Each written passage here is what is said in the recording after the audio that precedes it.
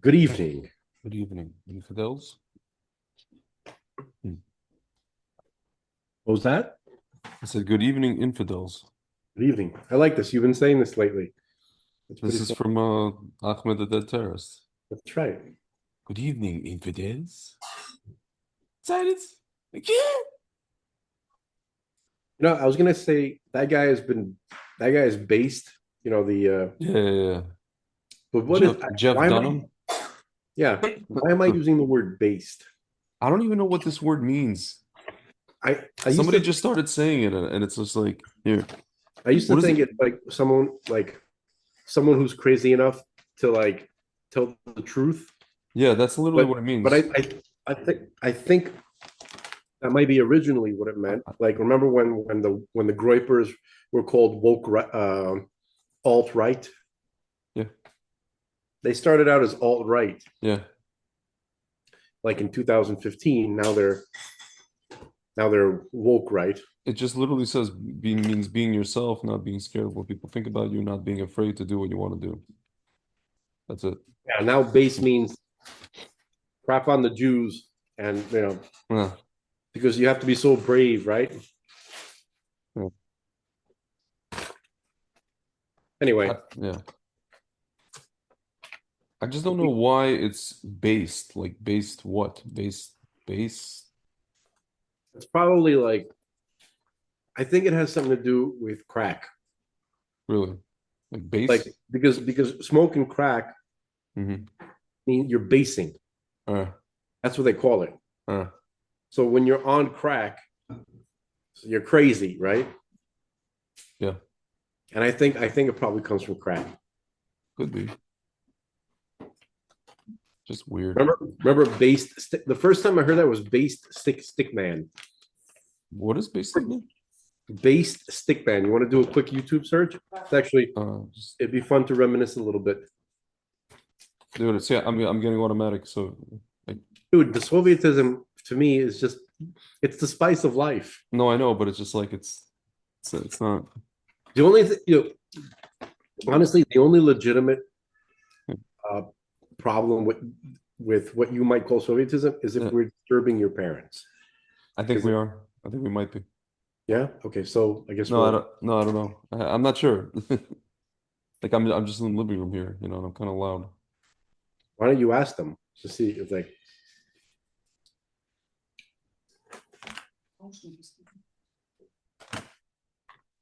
I'm super distracted. Like, very distracted. you don't want to just ask your mom if you're disturbing them right now? And no, I mean I'm distracted. Are you talking to her or to me? What? Who are you talking to? Her or me? Sorry, I just it's just like requests. Okay, we take requests. No, I Because mean like requests meaning I would have to get up and like walk away for like 10 minutes. 10 minutes. Okay, so listen, I'll let you decide if you want to continue or not. Um,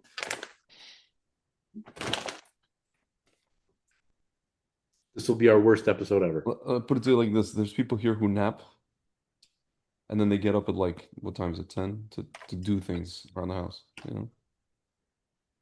Dude, if we're disturbing them, then we can't do this. It's So not a disturbing. It's like things happen. I don't care about things happening. My only problem is if we're bothering your parents, No, then no, it we're bothers not bothering anybody. It's just there's like stuff. me. Just put on your head. You got headphones. No, what I mean is like there's stuff that I may have to do. All right, you can play a video. Look, how do I make this simple? Do you want to continue or not? I'd like to, yeah. Okay, so let's go, man. I don't like. I'm Yeah. good. I'm flexible here. Like Okay. you talking to me like I'm the one that's inflexible. No, no, it's not that. It's not about you. It's about like sometimes it's just gonna be middle of the conversation and it's just like there's gonna That's be an fine. It's interruption. like one of those chaotic podcasts that Eric shows me all the time. What is this? People, I don't know. He was showing me some podcast where everybody's interrupting each other all the time. It sounds like Yeah, makes my give me a headache. but that's something else. I mean, that's just kind of Whatever, we can consider it like that. Yeah. Kind of being Anthony. Yeah. Kind of, What were we talking about? What would we're you gonna say to talk about. Google? We're gonna take a look at Based Stickman on YouTube. Oh, dude, I have to freaking board now, of course. Let's see here.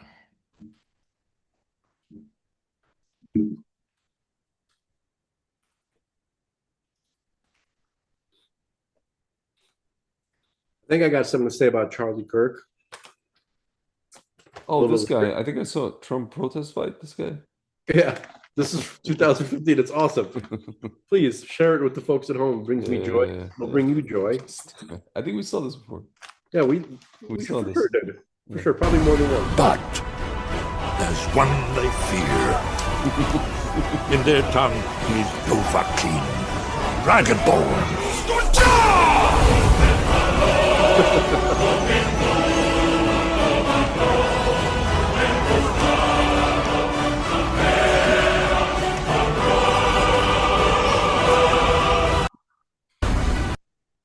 Dude, I want to ask a question Yeah.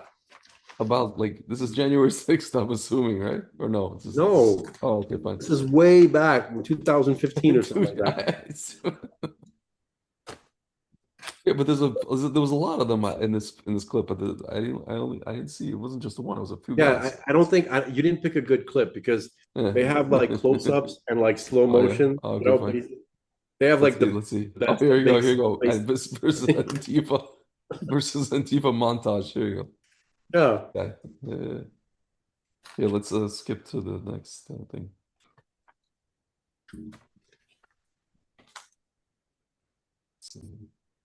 President, Prime Minister, they said that we did it with a circle in the square.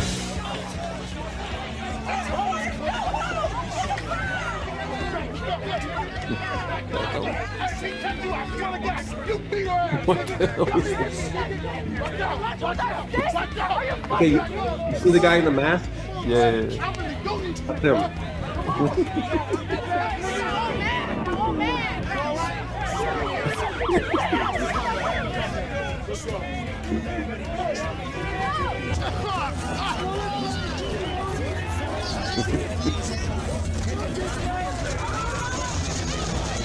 What's the one? Take the commies out the trash! Bitch ass out here, so scary ass. What you got in your pockets for, huh? You gonna pull out a knife too? I wish you could learn how to skate once. I'm better learn how to skate. I just got out here. I skate better than you. You skate I like skate my better than grandma. your mama. You I skate skate like better my than your grandmother. sister.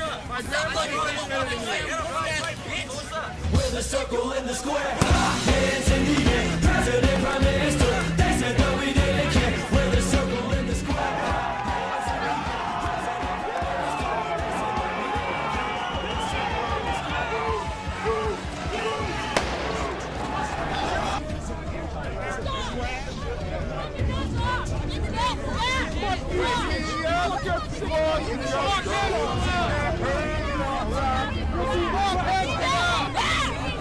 Tommy filth! Tommy trash!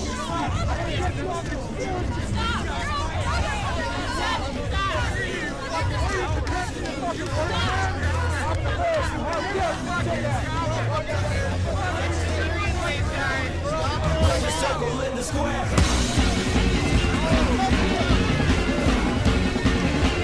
a circle in the square. Trump rally. Dude. Dude, I told you 10 years ago. Yeah. This is 2015. Dude, this is just to lay out some context for the folks at home.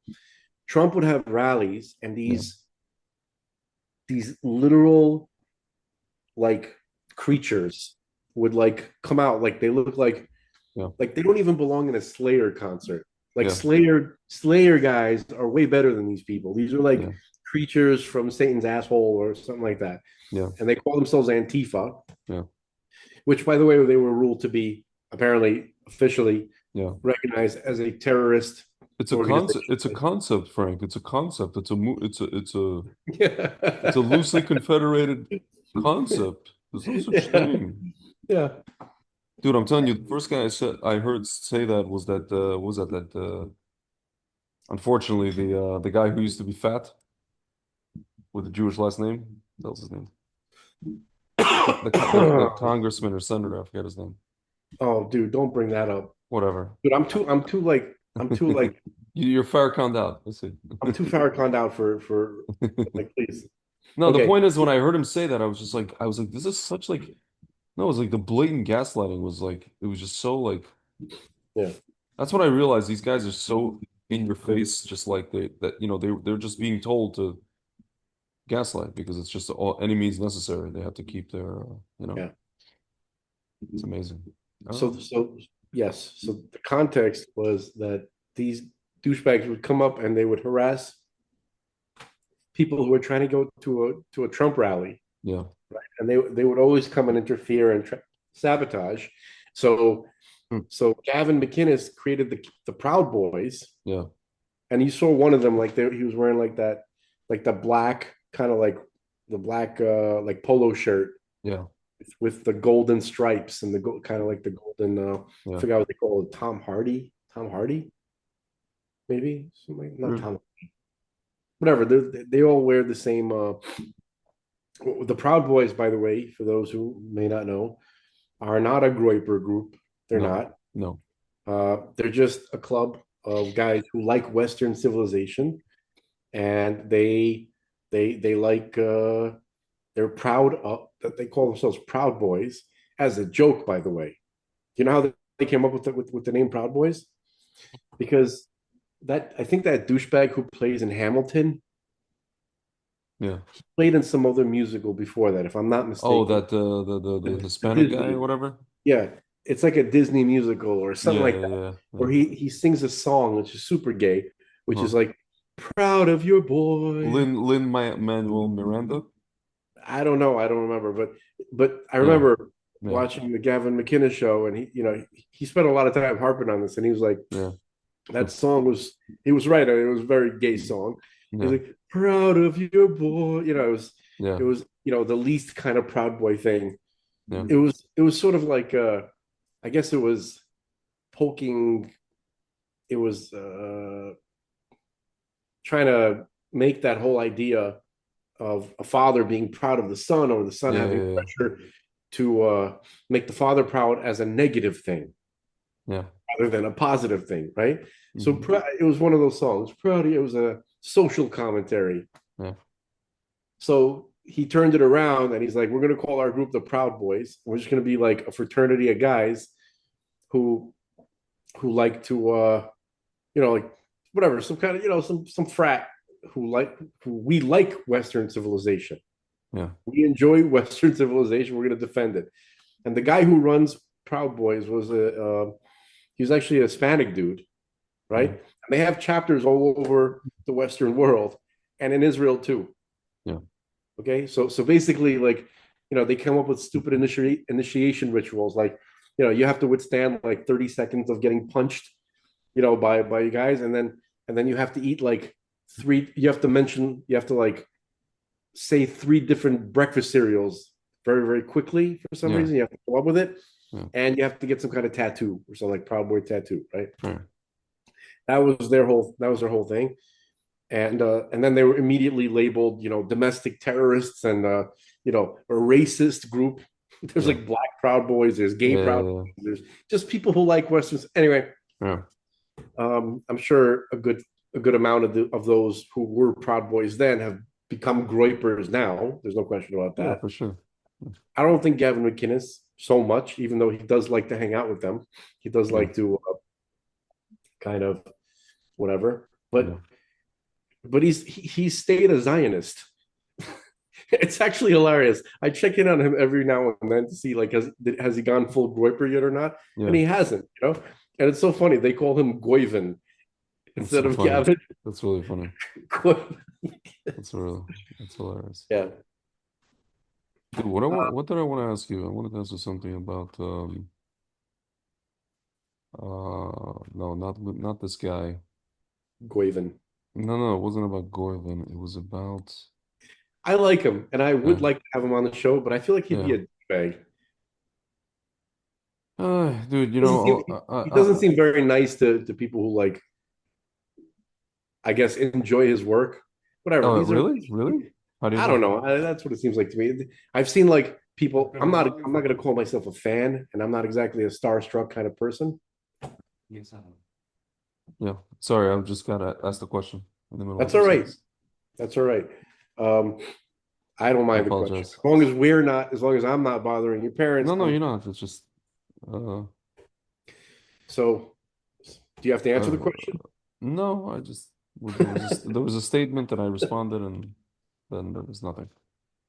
I'm open to Oh, anything that your parents have to say to be on the who show if they want to. no, they're not on the show. They want me to they want the recycling take someone. It doesn't have Yeah. to be me, it could be someone else, it could be another some human has to take out the recycling. Well, they're right. And if it's not taken out, Yeah. somebody, someone Someone's gonna get hurt. got hurt real bad, Ross. Yeah. And the time we talk, can I ask you a question? Who the hell is this Destiny guy? That's what I Who? wanted to ask you. There's a guy named Destiny. He calls himself Destiny. Never heard of him. Never Okay, heard of so him. okay, fine. He's a streamer. You know, like the streamers, those guys like live streamers. Like a He podcaster? was one of the first people to stream video games online full time. Oh no, I He's don't. I don't. 36 years old. Oh, He's from Omaha, Nebraska. I was picturing like someone 20, 19 maybe. Yeah. 36. This is not good. Yeah.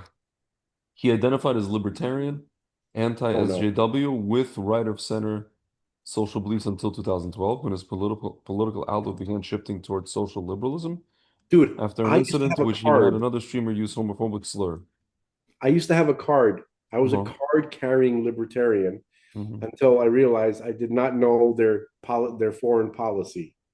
I did not realize there were open borders. Who was? Oh, libertarians. Really?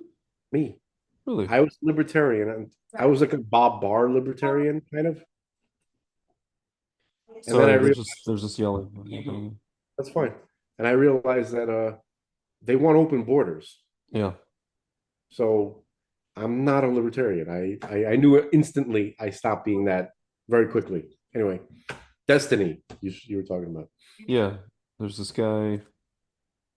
I don't know. I sometimes wonder what gives people their claim to fame. Like I don't.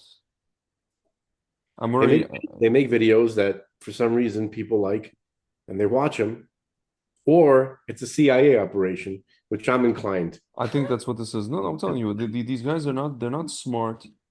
They're very, like bombastic. They're very like almost cartoonish.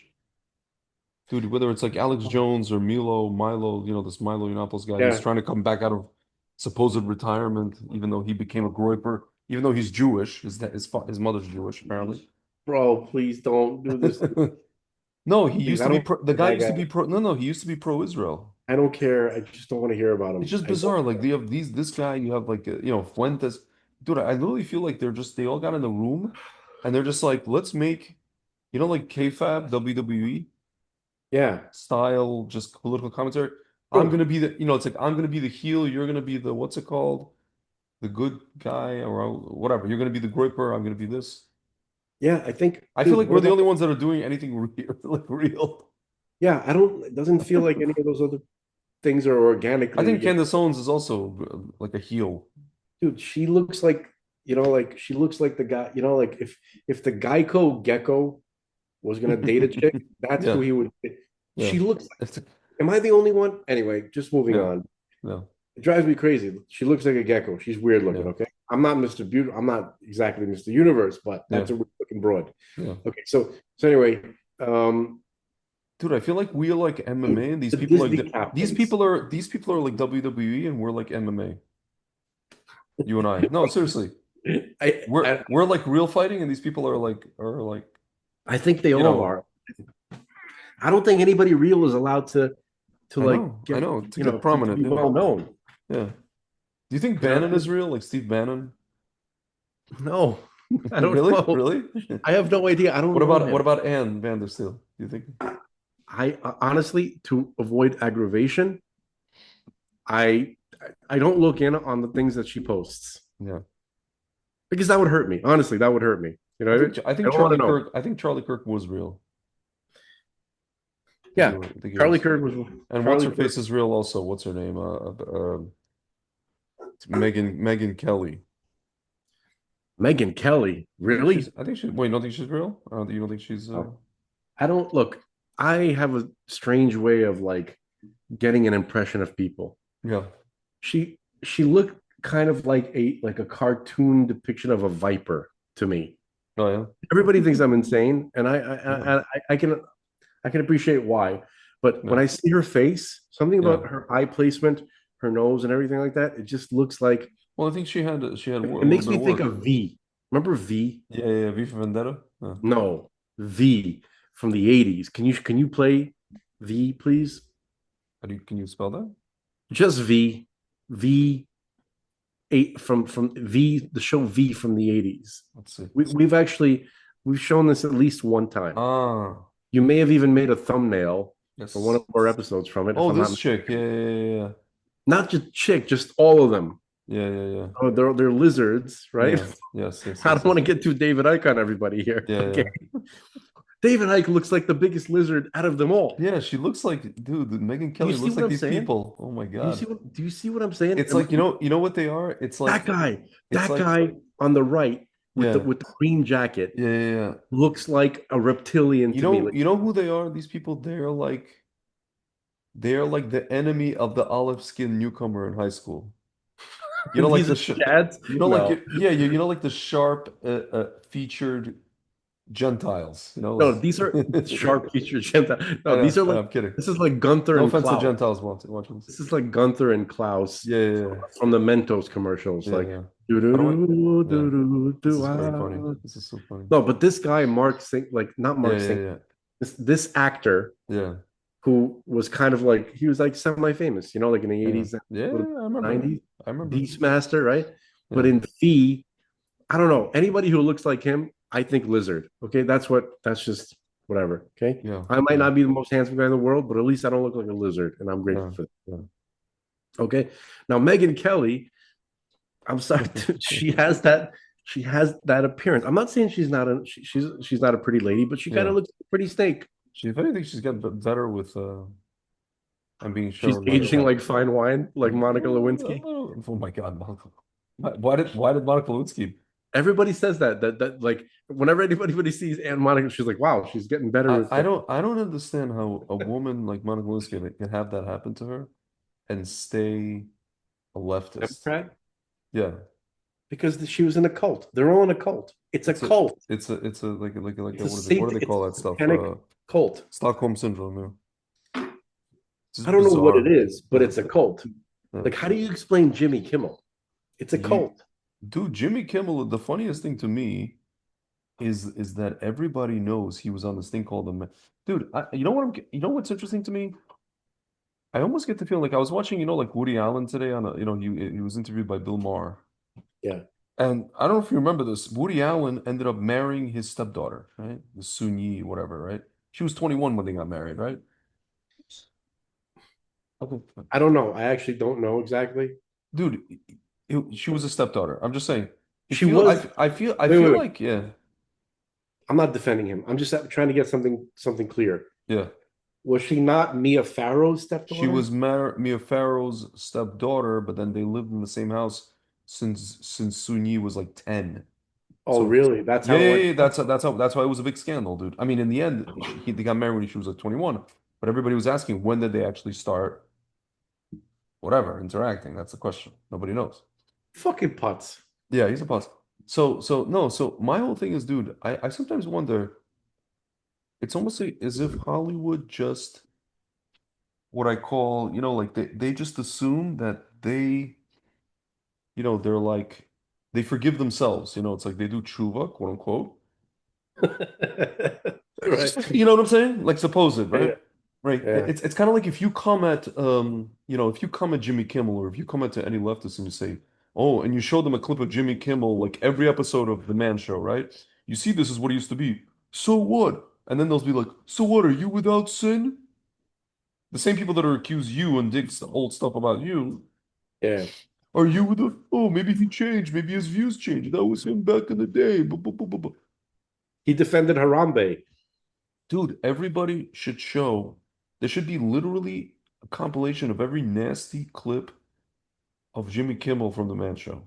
Like, I Yeah, don't but care what he did. I don't you're care. not. They're doing that. You understand? Like, but they don't Yeah, give a shit. yeah, They're called gaslighters. yeah, That's what they do. They will accuse you of everything that they themselves are guilty of. yeah, It's the same thing that the Arabs do. yeah, Leftists and Arabs have the same tactics. They do. They have no shame, yeah. zero conscience. They will project onto you everything that they do, both consciously, mostly consciously, but even Yeah, unconsciously, yeah, which that's just extra. yeah. Okay. Dude, did you see what I did today on Twitter? Somebody, what's his name? Patton Oswalt posted about the Jimmy Kimmel thing, blah blah blah, and I wrote, oh no, what's her name? Roseanne. Well, I guess it's Jake posting as Roseanne. Something like, you didn't, something like you're this, you're that, and then someone came at Roseanne about Roseanne said like, oh, it's not like anybody canceled any comedians, blah blah blah. Yeah, I And then saw that that. and then this guy wrote, there was another guy responded, oh, but you made a racist statement about like this, Valerie Jarrett, blah blah. And then I came in and I said bone structure, and then I actually posted a picture of Dr. Zira and Valerie Yeah. Jarrett. Bone structure, not race. And I said, you're projecting your racism onto her. And then I said it to Jake. I was like, Jake, I'm not gonna stop. I'm just gonna keep going. I'm gonna keep going with this bone structure thing. Because that's what she was talking about. So none of those posts are her. Like she's not writing that. She's no, that's her ideas, but Jake is actually typing it out. All right. No. Because I kind of when she posts, I kind of hear her. Like Yeah, I'm, yeah, I yeah. guess I'm No, like assuming. it's her ideas. They just I think she doesn't have full access to her Twitter. Meaning like they made a deal. It's like you can That's bullshit. give the idea, but like they get to type it out, so she doesn't type out something stupid. I wish that she was just let her have it, let her go, Yeah. let her. You know what I mean? Like Yeah. it would be a funner world if she was just Yeah. like Yeah. anyway. See, she wrote, yeah, so Jack Posobiec, whatever, he wrote, not one person complaining about Jimmy Kimmel getting fired from ABC defended Roseanne when she got fired by ABC. And she goes, yeah, because they aren't the same. I wasn't fired for lying. I was fired for telling the truth about the Iran deal and slandered into oblivion. This will still be worse for our side than theirs. Kimmel will get an entire PR tour to clear his name with the backing of all the media. And then this guy's like, you were fired over a racist tweet that you've admitted you could have worded better. Now you're rewriting history. Oh, this guy, whatever. She's like, it wasn't racist. Like all things left, you guys just branded it that and then worked on a cabal to make it so. Like how you guys lie about Israel and Trump and reality. Roseanne, didn't you know if you make fun of a black person as a white person, in any way it's made this guy's being like so sarcastic. Oh, this black guy comes in. You're leaving out two details out, namely calling a black person with an ape, comparing black person ape. Monkey reference against black people's racist jab for hundreds of years. Don't act dense. Roseanne didn't know that she was black. She didn't even know she was black. That's the main thing that I remember. I remember Yeah. like I didn't even know she was black. She just and it wasn't even the bone structure. I think it was Yeah. the hair. It's the hair. It's also the face. That might be how you see it, but I Yeah. think I remember Roseanne saying that it was Yeah. the hair. It was mostly the It was hair. the same. It was the same hairstyle. She even said it was it's basically essentially Dr. Zira mixed with Muslim Brotherhood because Yeah. she's actually Iranian. She's part Persian. What's her face? Valerie Jarrett. So Yeah, I don't know. Listen, people. She's a Whatever. Turkmen. She's a what? Turkmen. It's fine. I don't know if Turkmen, but something Central Asian, whatever. Yeah. She's a Zeri. Yeah. Whatever. Yeah. And, no, it's crazy that somebody wrote like, oh, I think she wrote, yeah, Obama and Michelle made the phone call to ABC at that time, Here, this is her clip talking about it on like on Patrick Bet David show. Wonder if he's real. I don't know, man. He's in my job. jokes. Yeah. Because she's the one that got me fired, you know. Michelle? Yeah, she's the one that called ABC and said I had to go. Are you because of serious? My What? racist tweet. Yeah. Really? Yeah. Is this public information? I've said it. Michelle Obama. She said it. It's got to be true. It is too. I'm gonna fucking smack you Okay, right good. across your face. Well, I applaud you on when you're right, but when No, you say I things like am right. Donald Trump is still the president and He there's not going to be an is. election, I said well, he's you the must commander-in-chief. And I See, respect look the at hell out how of you, but when you say have to things like that, change everything. No, I'm not I changing didn't say. anything. I said commander-in-chief. Now listen. Bob Iger, who fired me, said his first phone call was to Valerie Jarrett to apologize to her, and that Michelle Obama also got on the phone with them, and that Obama called him afterward to thank him for firing me. So that's in the paper. I didn't make. I believe you. I didn't make it up. That's something that sounds It's very in credible. Iger's many interviews where he talked about it. On the subject of terrible things posted online, the biggest story of the day today was Roseanne. All right. I don't want to hear this one. Son of a bitch talking about this. I don't need to hear I wanted to watch. I didn't have a chance. I was driving in the car, and Gavin McInnes posted something about Jimmy Kimmel, Okay. and I wanted to hear it. I have no idea what he's going to say. Where is this? It's on YouTube. Yeah, like Get Off My Lawn, I think. It's a clip. Like just Gavin McInnes, Jimmy Kimmel, I'm sure it'll come up. Mhm. I have no idea what we're about to hear. I didn't whatever. Let's But see. you know, James Woods came up with some awesome shit. Remember, he's like, look, guys, I know we've made a lot of jokes at the Oh, expense yeah, of and then at the end, he's an like- artist and everything. Yeah. Just kidding. Fuck you. You know, Yeah, like Jimbo. I Uh, think he called him Jimbo. I'm curious to see what Adam Carolla. I don't know what Adam Carolla has had to say Yeah. about Jimmy Kimmel. I would imagine he'd stay quiet because they're supposedly friends or something like that. Like, yeah. I don't freaking know. Corolla's a conservative guy. Here, you're talking about this clip right here? Hold on. Don't Uh, compromise quality insurance. oh for my God. savings or Compound your time with this censored. ad. Hit that Jimmy, skip button. yeah, probably. Is that from? Yeah, that's from today. Yeah, Yeah. yeah. Welcome to a Get Off My Lawn special announcement. Jimmy Kimmel has been fired. I knew Jimmy Kimmel quite well in the early aughts, 2002, 2003. He had just put out Windy City Heat. Which Yeah. I was gonna talk. Stop it. My stop review it. for Vice Media at the time was Windy. Okay, we've spoken about Windy City Heat, like I think in our early conversations, like the first year. Okay. Really? Yeah, we have. Dude, you are like No, I just don't remember. what the. Okay. So Windy City Heat, you're gonna remember this now. Mhm. They took this poor guy who was like trying to be a comedian. His name was like Perry something Okay. from Chicago. I think he's from Chicago. Italian. Oh, yes. Remember? Okay, And now I they- remember. Yeah. And they just Yeah. they going like on a 30-year long running joke. Yes. Just making they just torture psychologically terrorizing this Yeah. poor man. Yeah. And Gavin McInnes is in on it too. Yeah. But it was really the whole effort was led by Jimmy Kimmel. Yeah. To my knowledge, I don't know if he's ever apologized for this, like Evisceration of a man. the only way I can describe it is one of the cruelest psyops ever performed on a person. Yeah. This is something like Gulag Archipelago level Stalin shit. Yeah. Except he did it just to this one guy and had the rest of the world like Yeah. I remember. feeling this. like they're in on it somehow. Yeah. I This is remember the sickest. This is probably the sickest thing that Jimmy Kimmel's ever done. Yeah.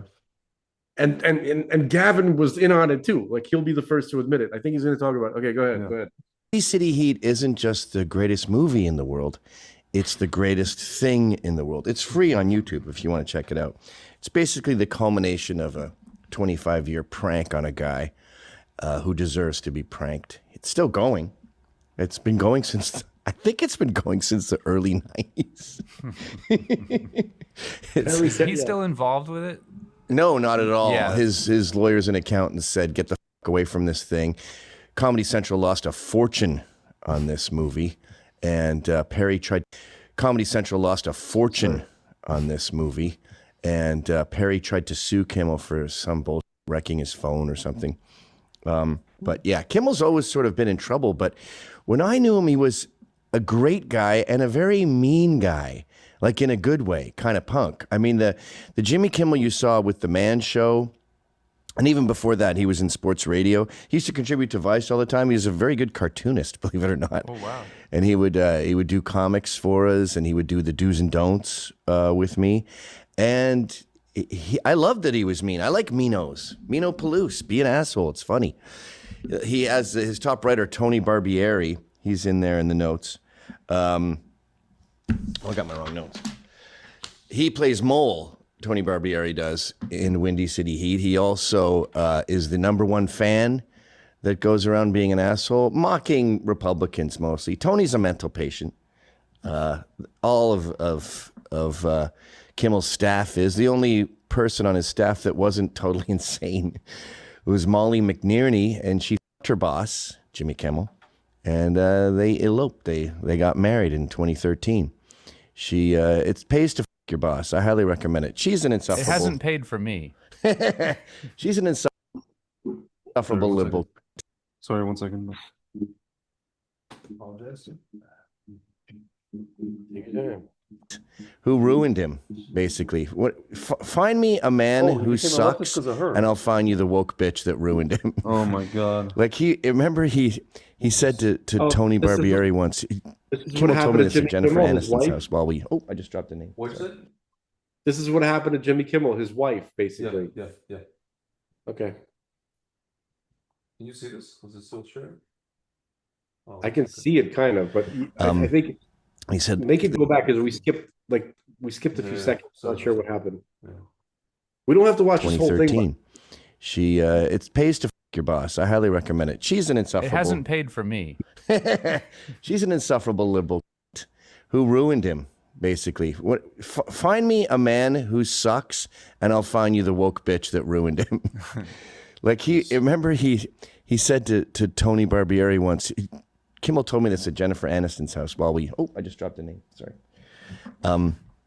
He said the way he would do his job is he'd sit at his computer looking at mostly sports, and the writers would come in and be like, "What about this bit? What about this bit?" And he'd be like, "Nope, nope, nope," without even looking up, and then go, "Yep." That's how you get shit done. This is a good Kimmel I'm talking about, the Man Show guy. Even the early Jimmy Kimmel Live, when they could not get guests. Before Molly, really. There's pre-Molly and there's post-Molly Jimmy Kimmel. Just like Howard Stern. Hi, this is Anthony Cumia, Hello, I'm Gavin McInnes. and together we're Compound Censored. And reproductive rights of cats. I don't fucking know what these dumb bitches talk about, but they ruined two of my favorite funny men. Getting laid wins it because when these guys get their trophy wives, and I know Molly doesn't look like a trophy, they want to get invited to the best dinner parties. And that means you have to please the wives. And what are women's politics are all woke. So these guys become woke to appease their trophy wife, and then it spills onto the show. Tony Barbieri, by the way, writes all these monologues. And Dude, I'm just curious. Why would this guy with certain beliefs want to stay married to a woman who has different beliefs? You know what I mean? Yeah, these are comedians. He doesn't believe that he can get another woman, or what? Right. I want to self-esteem. Correct. They're comedians. Comedians are psycho. They're insane. They're not psychos, but they are insane, manically depressed. But some of them have principles. You know what I mean? Just listen. Principles? No, they don't. Okay, they don't have principles. Okay, they have a mentality. They have a self-hating mentality. They're not healthy people. They're not healthy mentally. Okay, and they really are constantly searching for approval, right? And then there are female predators, psychopath type people who prey on these guys, and they know, and then they know how to control them. Like, haven't you ever met somebody, like one of your friends, all of a sudden he's being controlled by a woman? This happened to me. Okay. Until eventually there's like either a breakdown within me or within her, like she sees that eventually it's like a fruitless endeavor, or both, or there's like a blow up, there's like an argument or whatever it is, because whatever it is, something happens. Also, there's this other thing where Hollywood's like a cult, right? It is a cult, and so sometimes I think people are paired together. course. like the cult leader. Like you're right? gonna go with this one. You with this one. Okay. Right. Here's the couple. It's like school. It's like you're gonna dance with this girl. Yeah. This is your dance partner. Here's your here's your like public face wife, whatever. Okay. And you're gonna have a family, and this is how it's gonna go. And then you'll get a late night. You'll be the host of a late You'll get a night show. You'll get a Dude, show. I always wondered how he got a show. He was like a football guy. He was on like like the what do they call it? Like Fox with Madden and all that stuff. You know. By the way, he was fat. He was very fat. Yeah. He wasn't very fat, Right. but he was like Right. he was not not super attractive. Yeah. Right. And so I cannot explain it, but Yeah. sometimes this is what happens. If you're an empty vessel, Yeah. right, Be and filled with anything. you don't have strong principles, something will come and fill you up with something. Dude, Look, but you're either yeah. going to be. Look, here's the bottom line, and this might be something. One of the important things to take away from this episode. Yeah. You're gonna serve someone. Yeah. You're not going to be left alone. You're not going to be this kid, this Peter Yeah. Pan jumping around with Yeah. girls on trampolines and all that Yes. kind of stuff, right? If Yeah. you're not going to be for God, you're going to be claimed by the demons. Yeah. That's just bottom line. You're not going to stay neutral. I You just can't- wonder. I'm curious what Adam Carolla said about him. I mean, in general, what happened? Let's here. Adam Carolla on Jimmy Kimmel politics. Let's see. Just in general, what happened to? Oh, Adam Carolla reacted to the cancellation. Huh. You want to hear what he had to say? Not only do I want to hear it, I want to hear it in his voice. You nasal motherfucker. Him. The best are him and Norm Macdonald episodes. Yeah, Conversations like. Okay, Let's see. I'm not good at impressions. We all know this. Wilco's in here. Dawson's in here. The Steve Wilco Show, by the way. It's NBC, Penguin. and you can check your local affiliates for that. All right, Dawson, what's going on out there? Well, Jimmy Kimmel ignited a firestorm over his comments about the alleged Charlie Kirk assassin, so Disney is pulling ABC's Jimmy Kimmel Live indefinitely. Nexstar Media, which owns hundreds of television stations, announced it would preempt Kimmel's show on all of its affiliates for the foreseeable future. They say Kimmel's comments about the death of Mr. Kirk are offensive and insensitive at a critical time in our national political discourse. We do not believe they reflect the spectrum of opinions, views, or values of the local communities in which we are located. So when all this was breaking, I was on the road in traffic, doing a thing kind of half out of town. And I was listening to talk radio. So I love talk radio, but talk radio tells you what's going on when it's happening. And Mike August, who's booker and friend, and I was meeting him at the event, he's a sports radio guy. I don't get the sports radio guys, but okay. But he didn't. So, but he's very, he worked for Kimmel's show for 15 years. He's very finger on the pulse of what's going on. This guy, that guy, Jimmy. He knows what's going on at the Kimmel show, and he was there for a long time. He also knows what's going on in late night show business, because James Baby Doll Dixon, my agent, is Colbert's agent. Mm-hmm. It was Mike's former partner and Jimmy's agent. Also, it was crazy. James Baby Doll Dixon 7 weeks ago, he had two guys that were like the king of late night, and now both on, over a decade, so on and so forth. So anyway, I'm hearing about this on the radio. And so Mike calls and he goes, "How far away are you from the gig?" I go, "I got another hour in traffic." And then he brings up Kimmel for some reason. He's something like, "Oh man, what's this Kimmel thing?" He says something sort of innocuous. And I go, "Oh yeah, man. That's crazy, right?" And he goes, "What?" And I go, "Yeah." And so then I tell him, I think he knows that Kimmel's been pulled off. He does not know. So then I go, I said, what would be funny? Every time I talk to Bill O'Reilly always says to me, Connecticut guy, right? Yeah. Bill, I talked to Bill O'Reilly last week. He goes, hey, tell your buddy Kimmel to put me on the show. Tell your buddy Kimmel, rolling it every time. Tell your buddy, I'd be great on the show. Go tell your buddy that. And Kimmel was slated to go to New York, go to Brooklyn, So he goes, he's going to be in here, tell your buddy, whatever. So just because I think it's funny and I know Jimmy's show's been pulled, I tell Mike, hit up O'Reilly and tell him good news, I got him booked. He's coming to New York. Colbert's his lead, but he's going to bump Colbert, and I got you in there instead.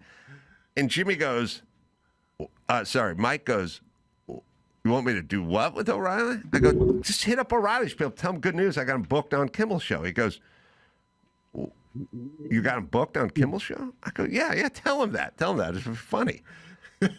Well, I don't get it. Why did you book him on Kimmel's show? I thought Kimmel said okay.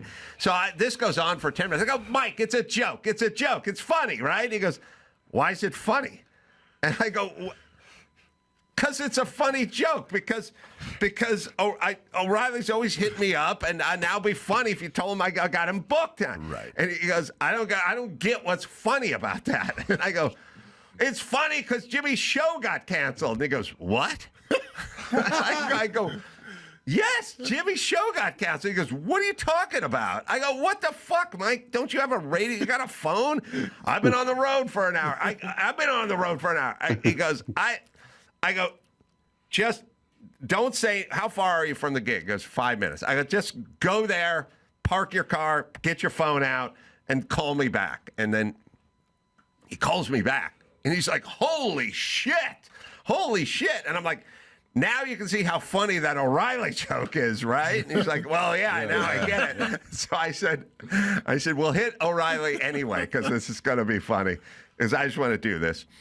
And then, Mike's talking, when affiliates, he was saying, I think it was Conan had one affiliate in Boston drop him, and that's when the domino effect started happening with Conan. But, he knows the nuts and the bolts of TV and late night and affiliates, and once X amount of affiliates, it's once the affiliates drop you or a group drops you, then you get dropped. Now, so then I'm very weird about sending text to people that are in the middle of stuff, because I feel like they're being flooded with text, and then it feels like a burden to them because they feel compelled to answer your text in a pile of text that they're getting. Well, I would imagine you were on the receiving end of that.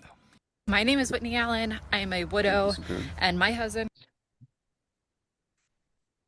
Frank? I'm here. I'll be right back. 1 second. Sorry.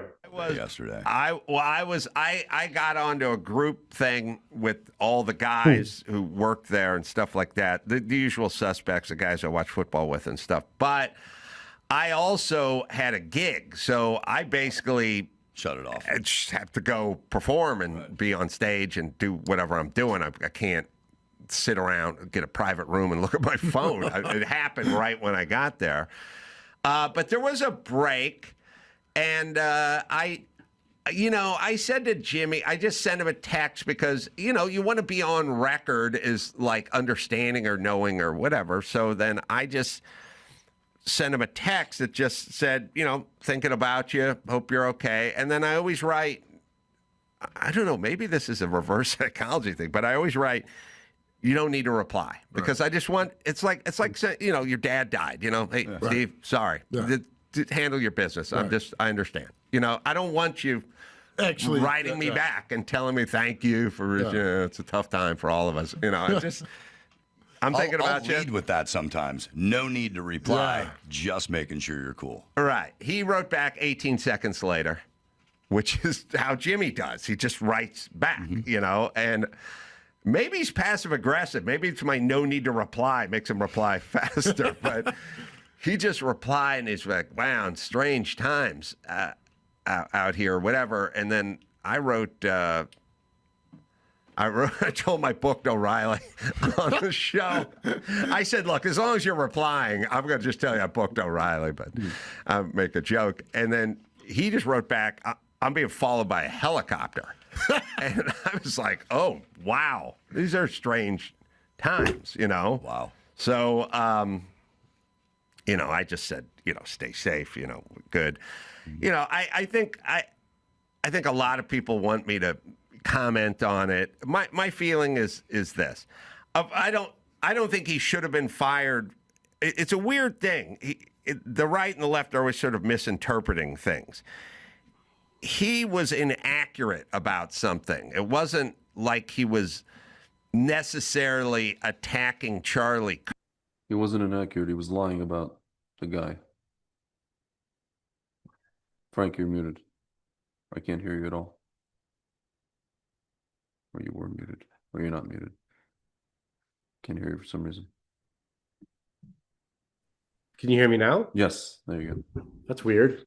Hmm. He's his friend, so he's not going to say he was lying. He was inaccurate. Okay, I can't, dude. Every time I hear that somebody made a mistake, this person was mistaken, mistake. I'm just like, some mistakes. Kirk, he was trying to dump it on Trump and inaccurate about it, because that's what we're living in, a time where something happens. Nancy Pelosi's husband gets hit with a hammer. This side says he's had a MAGA hat on. That side says he's some kind of nudist hippie from Haight-Ashbury. You know, that's all we do now. I don't feel like it's necessary, but that's all we do. But, you know, also, and I don't like the government getting involved. And I've heard every side of the story. And in general, I just want people to speak, and then the ratings will do the talking, and you can support them or not support them. And if that's what you want to watch, you can watch. Well, his ratings were crap. Yeah, that exactly. So look, he says to be fired. Okay, so basically we got the idea. We don't have to play Adam Carolla show on our show. Yeah, but basically his ratings were not doing well. He was he had like a 7-figure salary. Yeah. Right. And he alienated most of the country. Yeah. Right. So they're like, why do we need this prick? Yeah. Yeah, exactly. Like, he's not worth the money. Yep. Like, you know, why is he? Yep. Like, we want like somebody there was like, listen, are we funny? Are we trying to dude, can I show or can I show the folks at home an old clip of Johnny Carson?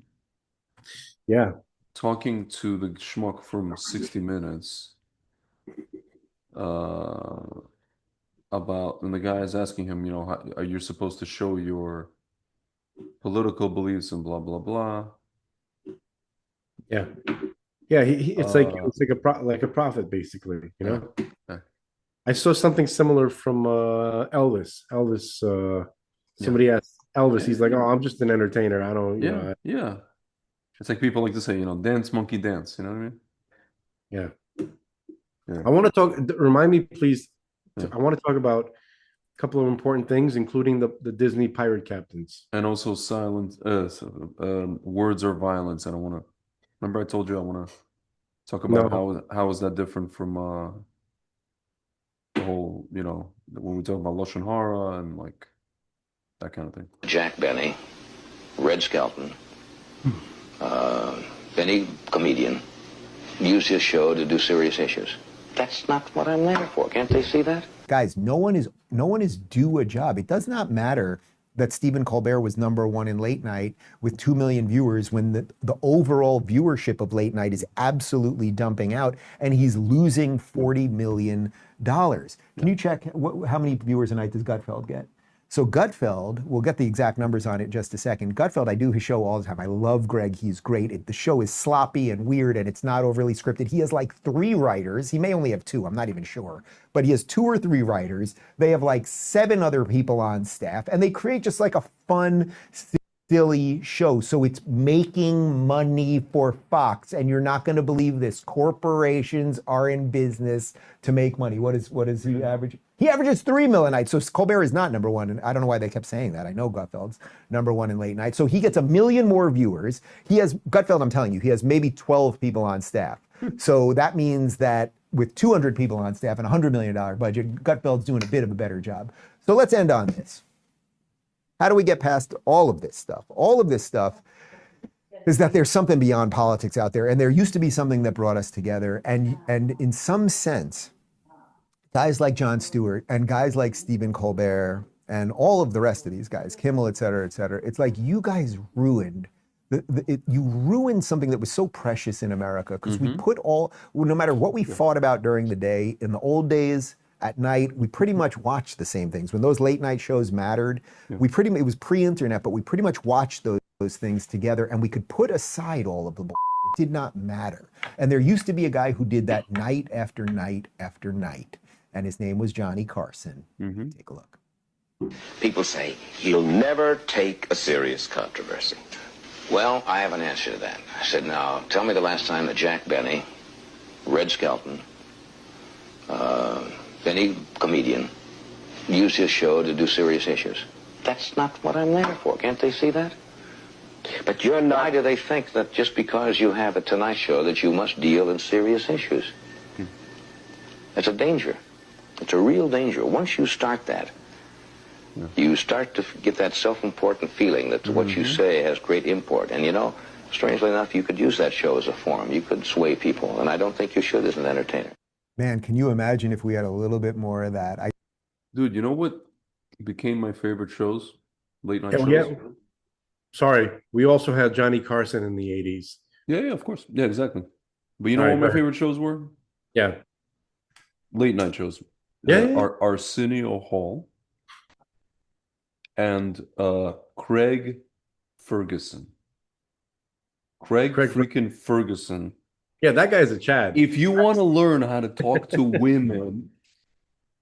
Oh no, that guy. Yeah, right. The Scottish guy. Scottish guy, right. If you want to know how to literally not give a hoot of what any woman tells you ever and say whatever you want to her and have zero blanks about it, just sit down and watch Craig Ferguson for 12 I hear hours. this and it's going to rub off.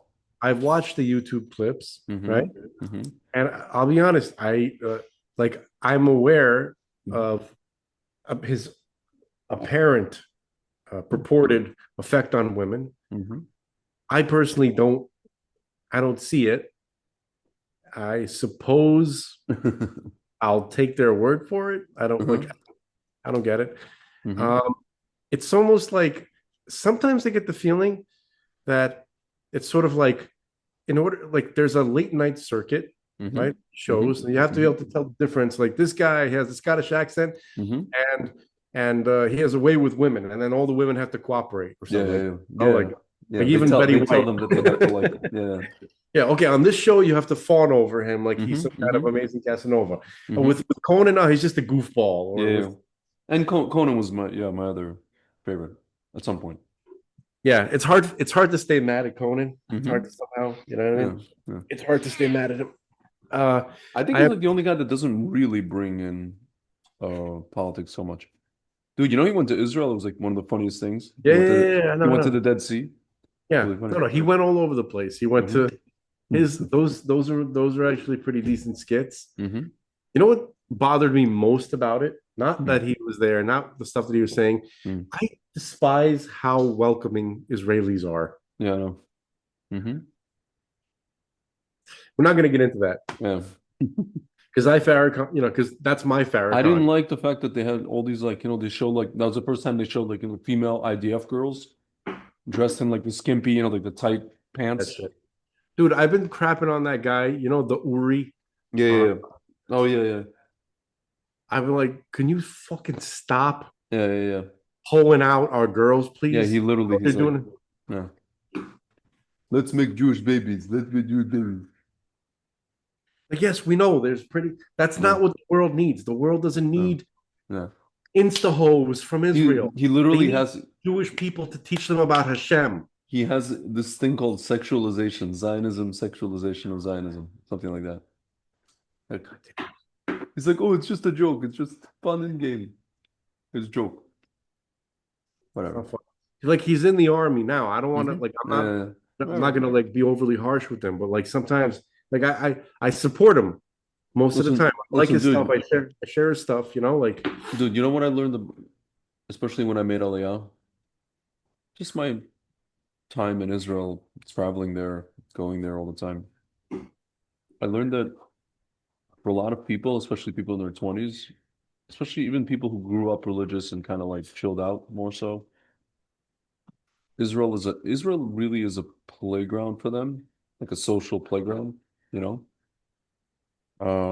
This whole birthright trip and everything like that. The people turn it into kind of Cancun in the Middle East, you know? not good. Listen, I mean, at the end of the day, people do meet, a lot of people meet their husbands and wives there. They have, Is that you a know, fact? no, it is a fact. And I know tons of people did. And they kind of settled down and they stopped being all this, whatever, promiscuous, whatever you want to call it. But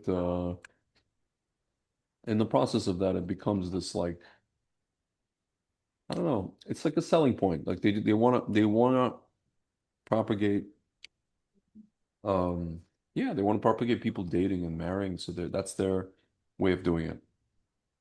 Honestly, if I was not religious and in my mid-20s, showing me that versus showing me like, oh hey, do you want a matchmaker, to set you up with somebody? What do you think I would pick? You know what I mean? What do you think I did pick when I was in my 20s? What do you think I was doing? So We get it, Greg. You were a wild and crazy guy. and that no, it's not even that. It's people want to beat their own devices, even if it is sometimes to their detriment. I'm sorry, when you set me to your own devices, Yeah. that's like No. something that's a Norm Macdonald line. Is it? Oh, No, I mean it's something that he said okay. during while he was telling a joke Oh, okay. on Conan. Yeah. And he said it as anyway, continue. Can you give me two seconds? Yeah.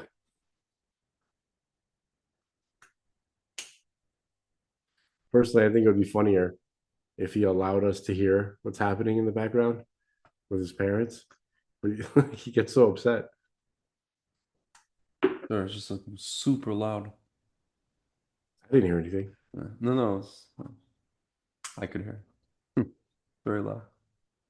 Oh, what was it called? No, Well, yeah, listen. so it's just whatever. It's what it is. You know, you should have asked Roseanne. She was going to tell you what you need to do to find a lady. Remember? Dude, Did she whatever. tell you? She starts telling me things and she never tells me things. She starts That's what doing things and she never does them. She You should, starts things and they never happen. Okay, So okay. I am Okay, Greg, this is not what I want. finito. No. Just what I'm saying is like I was actually curious to hear what she had to say I also was curious. It didn't happen. about Okay. that. I was also curious. So I'm saying like you should text her, be like, you're supposed to tell me how I'm gonna meet a woman. You never ended up telling me. Dude, can I say something? I mean, irrespective of that whole thing. I've told you this before.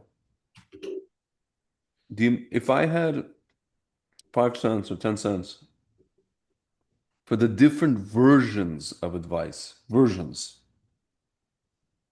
and conflicting and overlapping and conflicting at the same time of advice I've gotten about this, I would be, uh, I don't know, Elon Musk. I shouldn't have brought this up. No, I'm just saying in I general. was just saying it would be. I'm not saying that it would be just interesting to hear what she had to say. I'm curious. I know. It would Of all be the actually. people, Of all the people, she probably the only one I'd be interested to hear what she has to say. Yeah, just because it's just because it's anyway, her. yeah. So let's get back on track. I didn't want to talk about Israel. I wanted to. What I want to talk about. I want to talk about. I'm not here to. What was that joke from? Not here for your problems. No. There's a joke from Norm Macdonald where he was on Letterman. He was telling a joke about he went to Vancouver, some island off of Vancouver, for a getaway, for a vacation, and he stayed at some kind of bed and breakfast. And at some point in the story, he was worried that the old man, the innkeeper, was there to have sex with him. Oh my God! It's like there was a knock late at night, on my door late at night. He's like, "I'm not here to have sex with old Harold Delaney. I'm here to do some sightseeing." Oh, exactly. That's a great line. It's a great line. Yeah. No, I mentioned to Frank, I've always been wondering about this since from the time I heard some other Frank, or who are we talking about? No, from the time I heard the phrase from these wokes, words are violence. Ah. And you know how we always talk about, the Sitrachar gets it first, that kind of thing? Yeah. And automatically what I heard when I heard that was, what the Chofetz Chaim says, Lahavdil, when you're saying Lashon Hara, when you're saying slander, let's say you're talking to somebody and you're talking about somebody, you're talking, like, say I'm talking to you and I'm talking about, let's say, Stuyvesant, right? And I say something, so whatever, something slanderous, God forbid. Basically, they say, Chofetz Chaim said, you're killing three people. You're killing the person you're talking about, you're killing the person you're speaking to, and killing yourself. Yeah. So when they said words are violence, automatically I thought about that whole sequence of, so I'm thinking now, but it has to be different. They have to be different.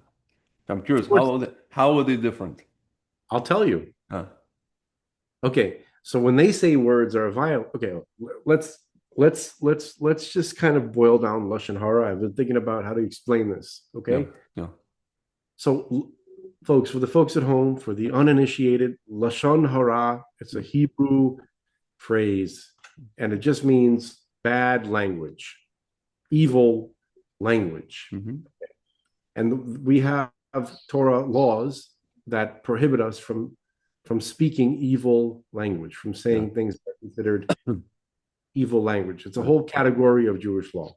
Okay, there's a lot of technicalities, but basically, it's when you speak in a way that's beneficial to everyone. You aim to speak in a way that will not harm someone, but will help everyone as much as possible. The point is to do good with your words, to be helpful with your words at all times.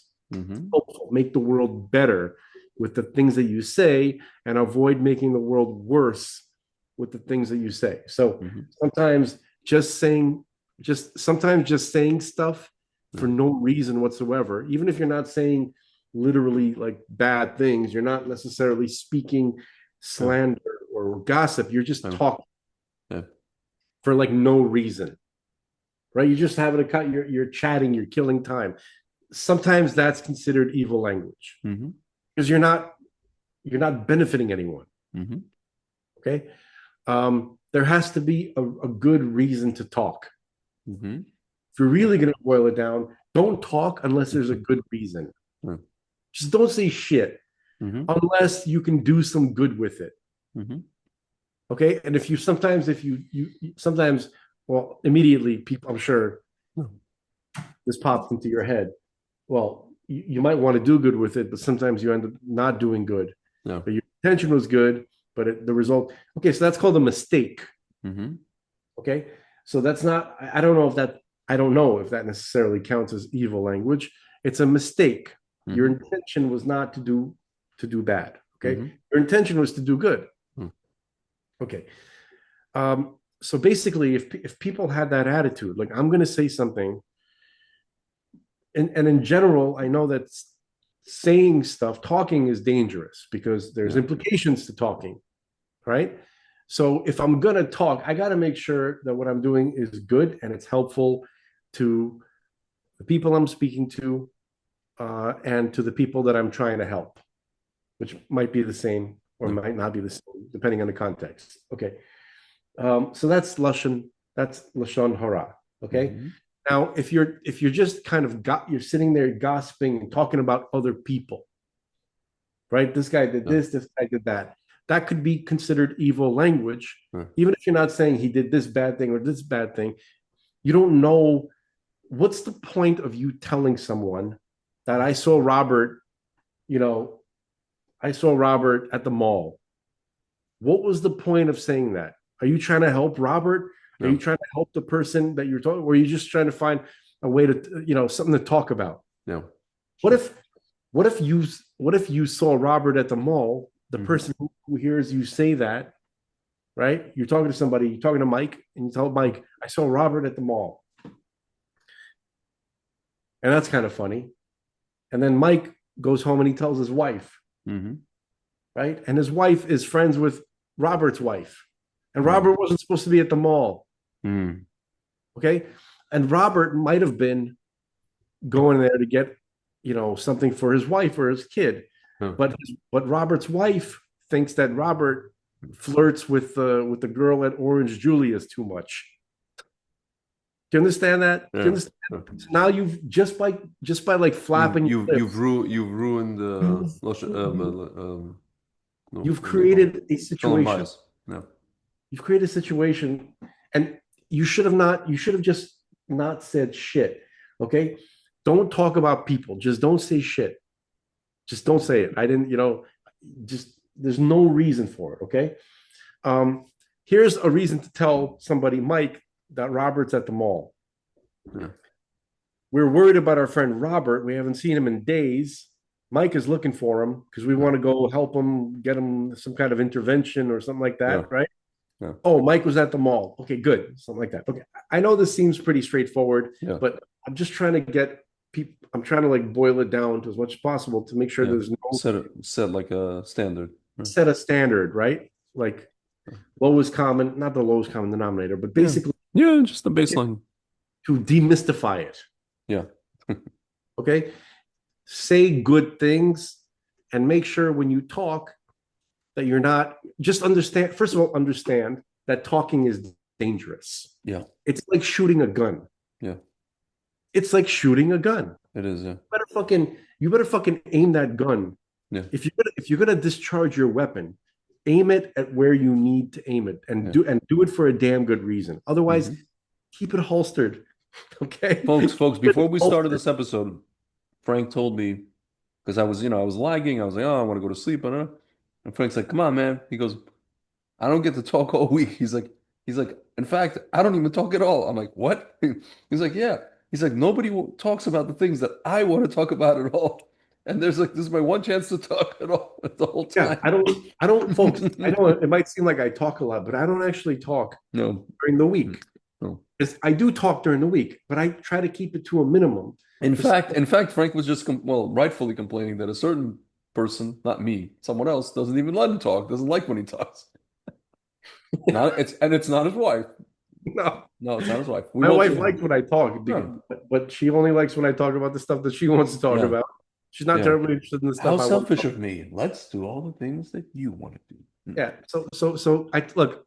I'm grateful that I get to talk to the people that I get to talk to, and I want to continue that, and I want to make sure. Okay. And it doesn't matter if I don't get to talk to them. I'm talking about my family. It doesn't matter if I don't get to talk to them about the things I want to talk about. I'm just grateful to talk to them at all. Okay. Even if it's like stuff that aggravates me and annoys me. Okay. And I can't tell you how much I would like to be aggravated by my brother. No.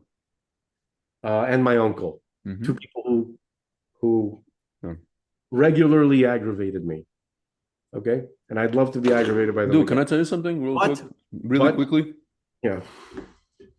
I was going through, there's like old clips that I found, just different clips. And it was a clip from when I interviewed your brother. It was like an 8-minute clip, and dude, I noticed the way, because I pride myself on this. I'm gonna pat myself on the back. I tried to get your brother, because your brother formulated kind of like a script that he would, so to speak, peddle, whatever. Like it was a script. There was like a script. He had like a 2 or 3 month kind of blocks of time that he would say a certain message to people. He was on the circuit, whatever. And I made it a point to just get him out of the script and ask him kind of unique questions, and I knew he would be able to answer them, and he did. And I noticed the way that he answered them.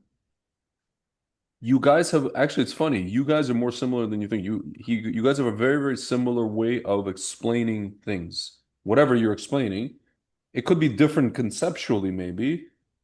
But like I noticed, I was just watching this clip, like 8 minute clip, and I was like, wow, like this. It's funny, like the way that he's in a very measured way. It's almost like a style of, I guess that's a style of Hasidus, maybe.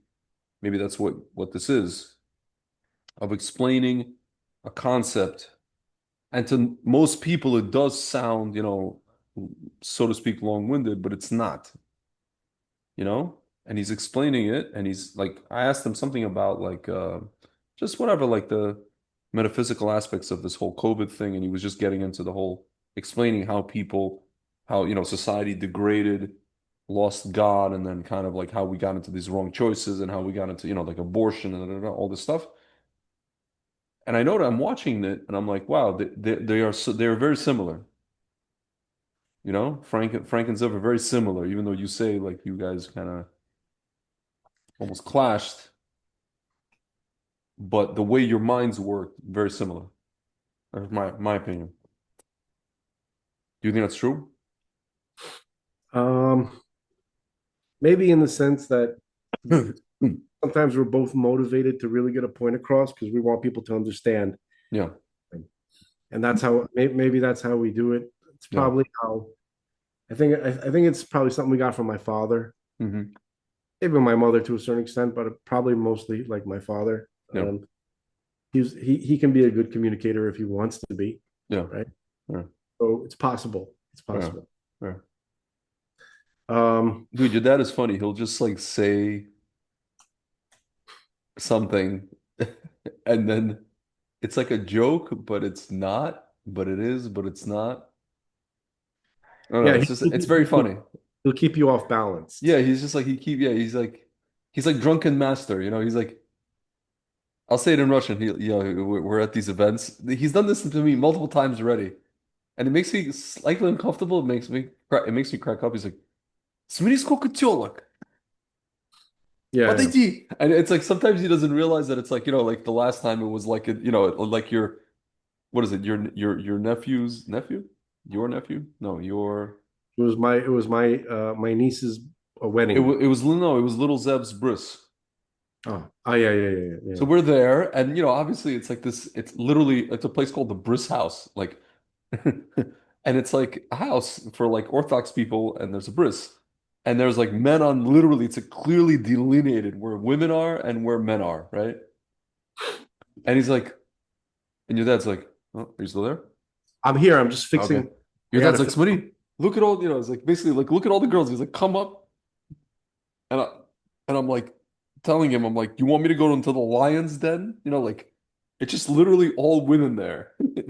And I'm gonna be like the guy, it's like at a school dance, like the one guy coming up to all the girls. And he's just like, just go. He likes he kind of yeah. He enjoys making fun of orthodoxy. Is that what it says?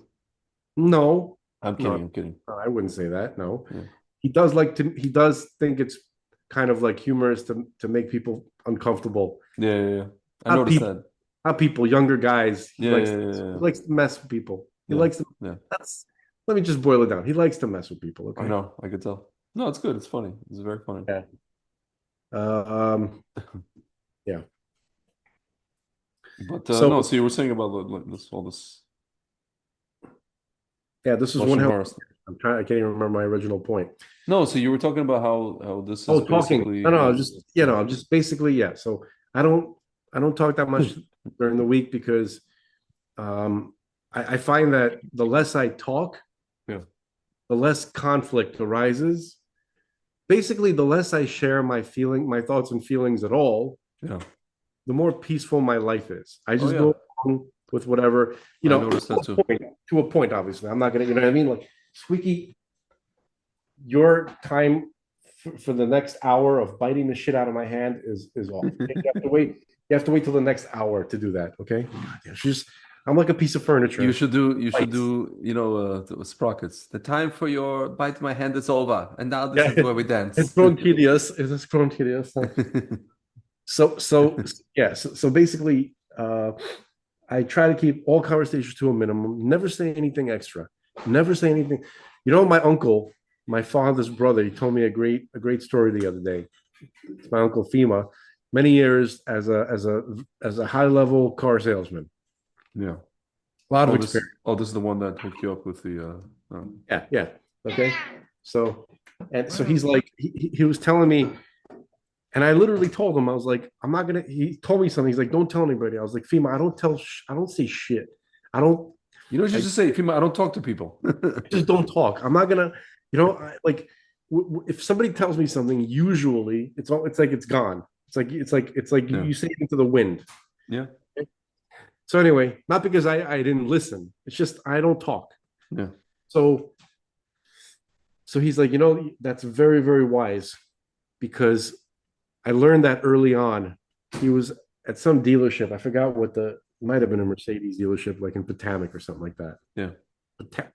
Potemkin? Potemkin? I don't know. Was it Potemkin or Potemkin? What? No, there's a town in Jersey.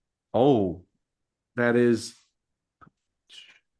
something that sounds like it's not the Potomac, because that's a river. Yeah, that's Maryland. It's something like that. Something like that. Some town in Jersey. Anyway. Okay. So, not Paramus. Fuck, I can't remember. Pascack Valley? Pascack Hills? Whatever. But let's just say it's Potemkin or whatever, okay? This is like in the Paramus? Not Paramus. I said not Paramus. Oh, okay. Whatever. Doesn't matter. Early 80s. Mm-hmm. He goes, some guy comes in, retired post office, retired mailman, and he wants to buy like a big van, something like, something more like a bus that he could take his family on trips with, like that. He's retired, he can afford it, he's been saving up, right? And then whatever, he makes the sale, right? Paquonic Township next to Wayne. Dude, I can't believe that's what you were doing. Yes, I'm listening, but I'm listening to the story. So he's like, this could actually be part of the Lashon Hara thing. You'll see why in a second. Okay. So whatever, the guy agreed to buy the Winnebago or the van or something like that, right? And during the course of selling, they became like best friends. Oh, look at my kids, look at your. So he was showing them pictures of his kids, and then my uncle Fema, he's like, oh, here's my house. I live out in Staten Island. It's a one-car garage. And the guy looked at the picture of the garage, and then he remembered garages. Yeah. Then he realized that he lives in a really bad neighborhood and he doesn't have a garage, and he can't buy that car and leave it out on the street. It'll get stripped that night. So he's like, sorry, I can't. And so the manager was watching this the whole time, and he's like banging on the wall because he saw the guy walk out, right? And he's like, and then my uncle told me that every now and then, or like decades later, he would reminds him, manager, and the manager would be like, the van, the garage, right? Or something like that. That's hilarious. The point is, don't say shit. If you say something extra, you see what happens when you say anything extra? Yeah. You're shooting yourself. Okay? The guy, look, it turned out, this story is maybe not the best example, because the guy did realize that he didn't need the van, or the van, it wouldn't, he would have lost his, what he bought, right? He couldn't secure his property, the neighborhood that he lived. So it would have hurt the guy. So it's good for the guy that he didn't get, right? But the point is that had my uncle not said extra stuff, right, he would have made a sale. Yeah. Okay. It's not exactly centered on understanding Lashon Hara, because it's not Lashon Hara. Yeah. But there is something to there is. It's called don't volunteer. It's called don't volunteer information. Just stay quiet. Don't say anything extra. Just don't say anything extra. Always keep it to a minimum. If you have an interaction with a person, with a human being, right? It's likely gonna go wrong. I know. It's so easy for any interaction with any human being to go wrong. The slightest thing, a glance, you itch your nose, and it was interpreted as some kind of scowl.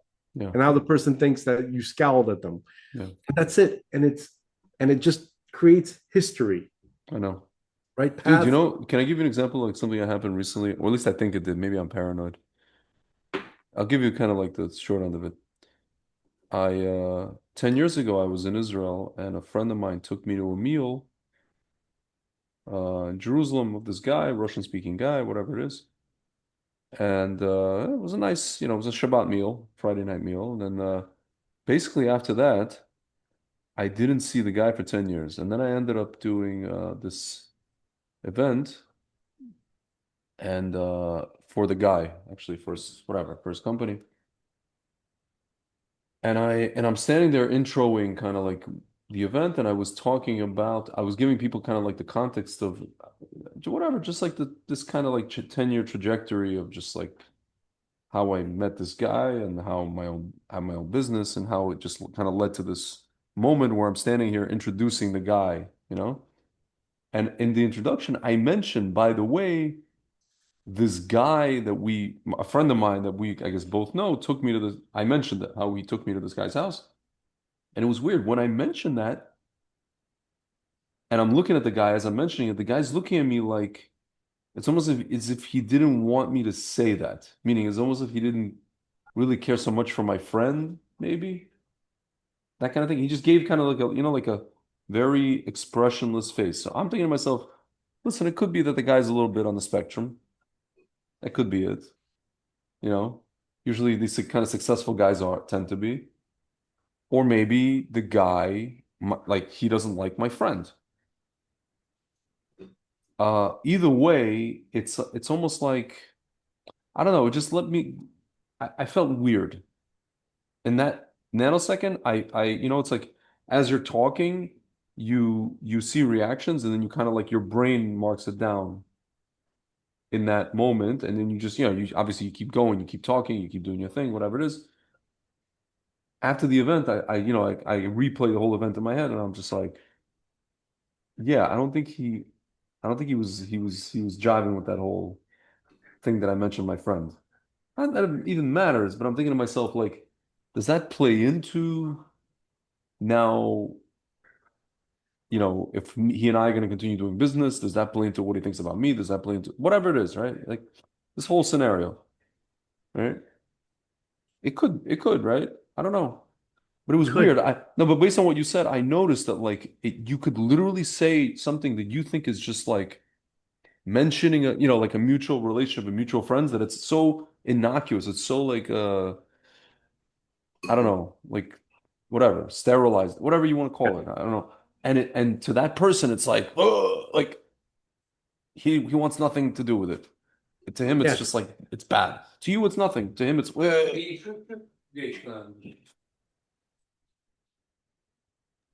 sorry, I just got. Sorry. Are we being too loud? No.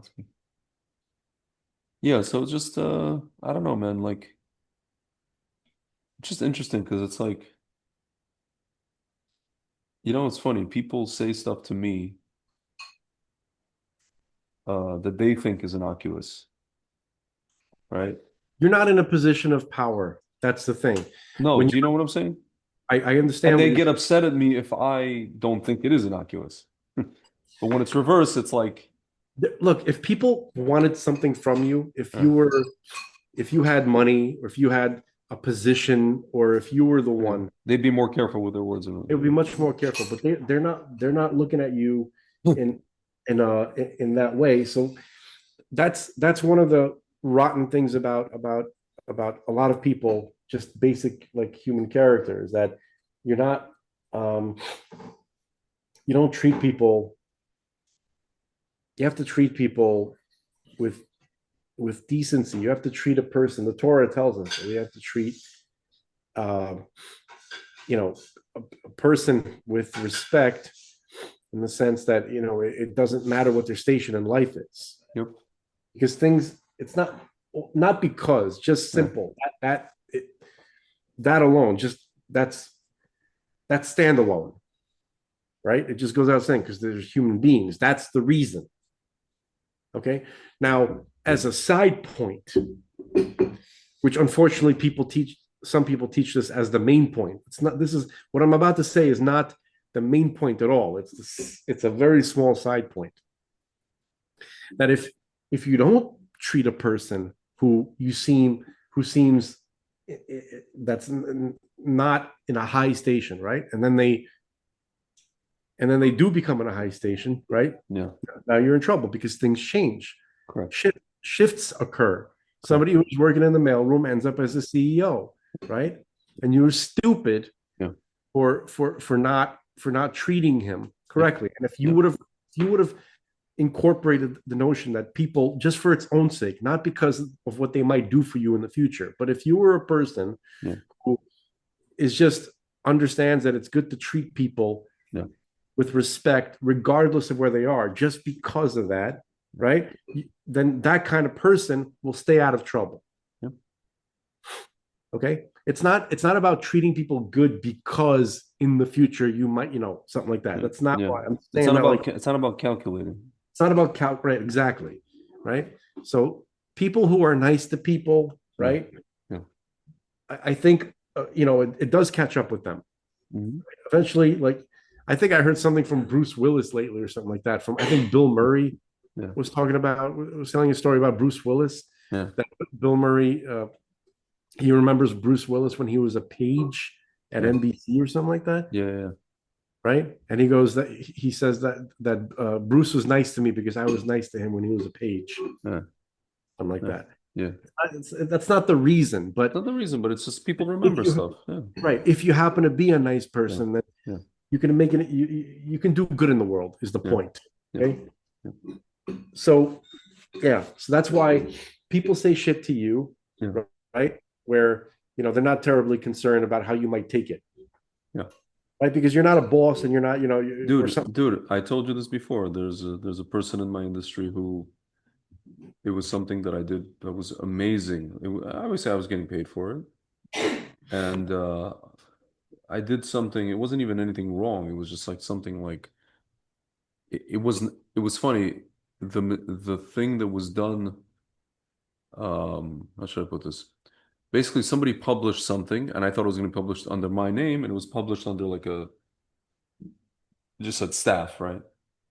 So I posted the link on this publication, and I just wrote on my own social media, by the way, you guys see it says staff, folks, but I wrote this.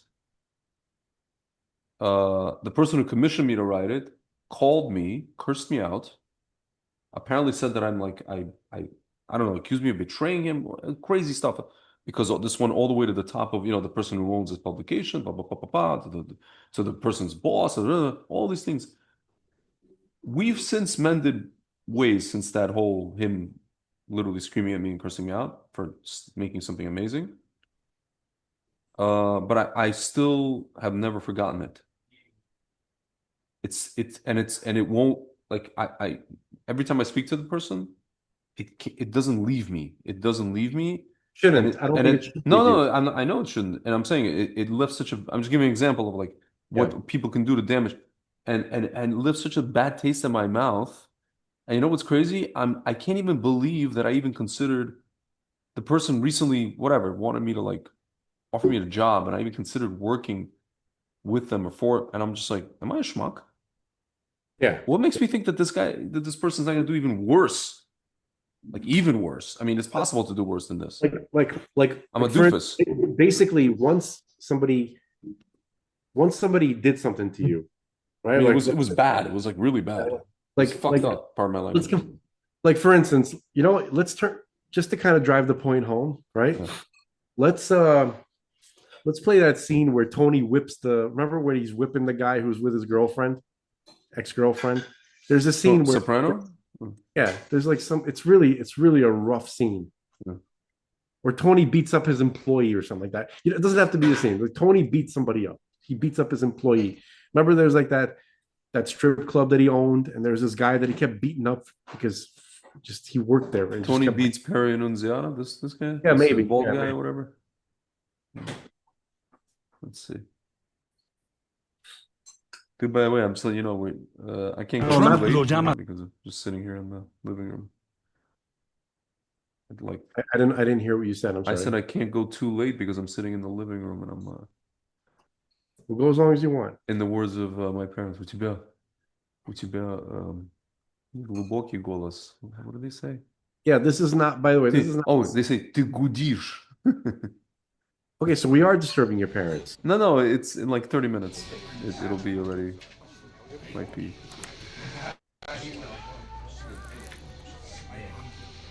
This is not the scene that I was going for. This It's is not not. that? Okay.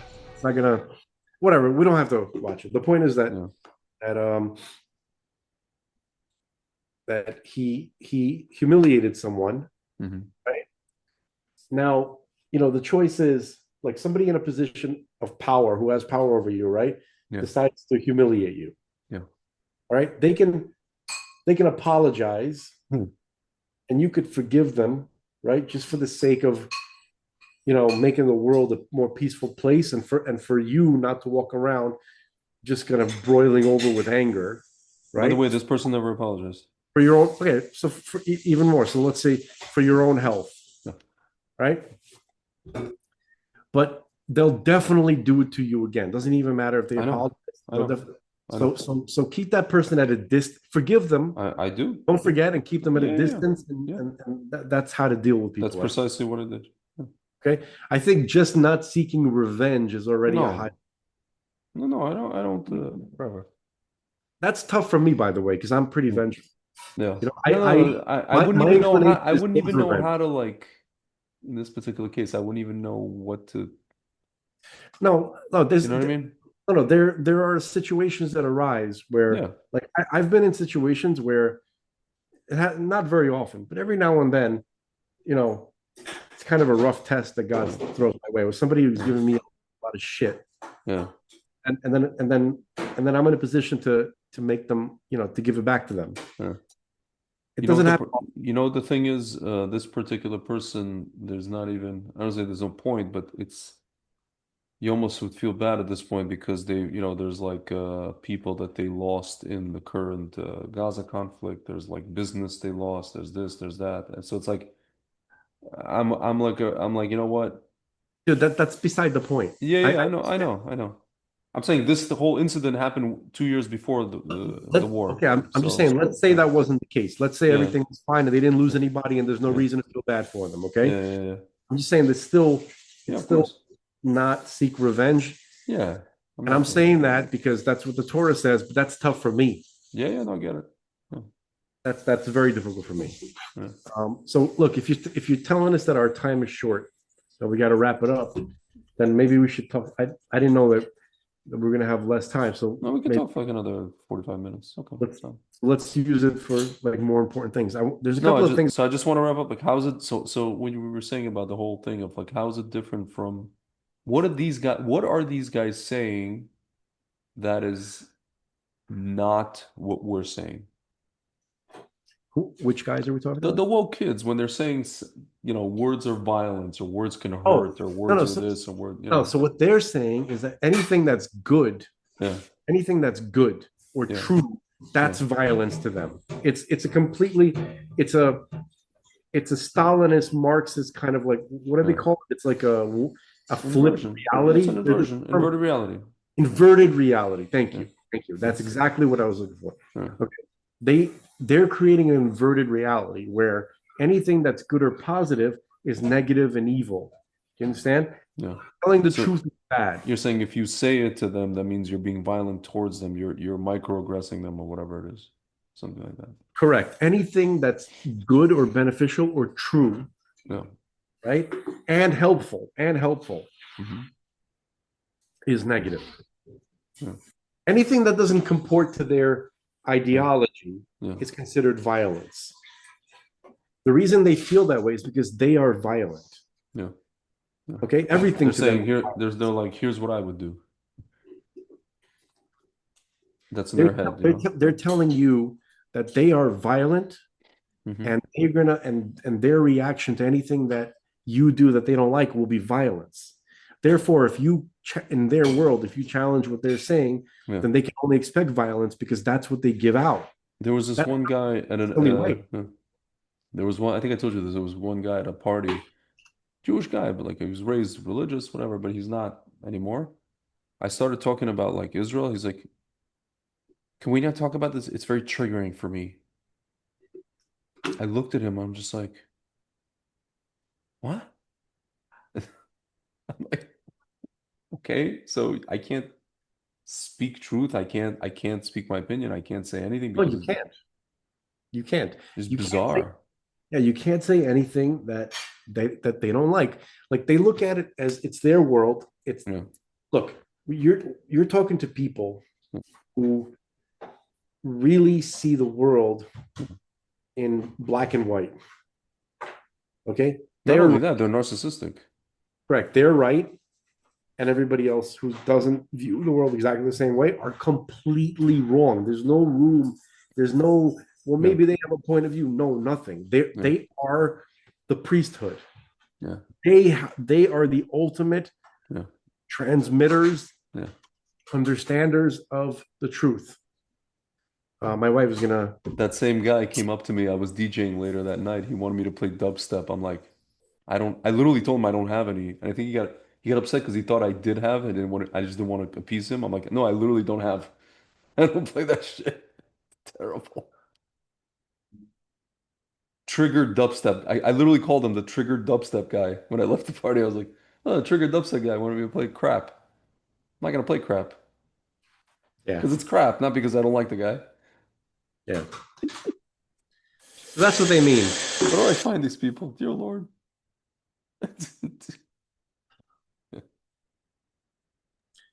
So when they say violent speech, they're talking about anything that goes against their doctrine.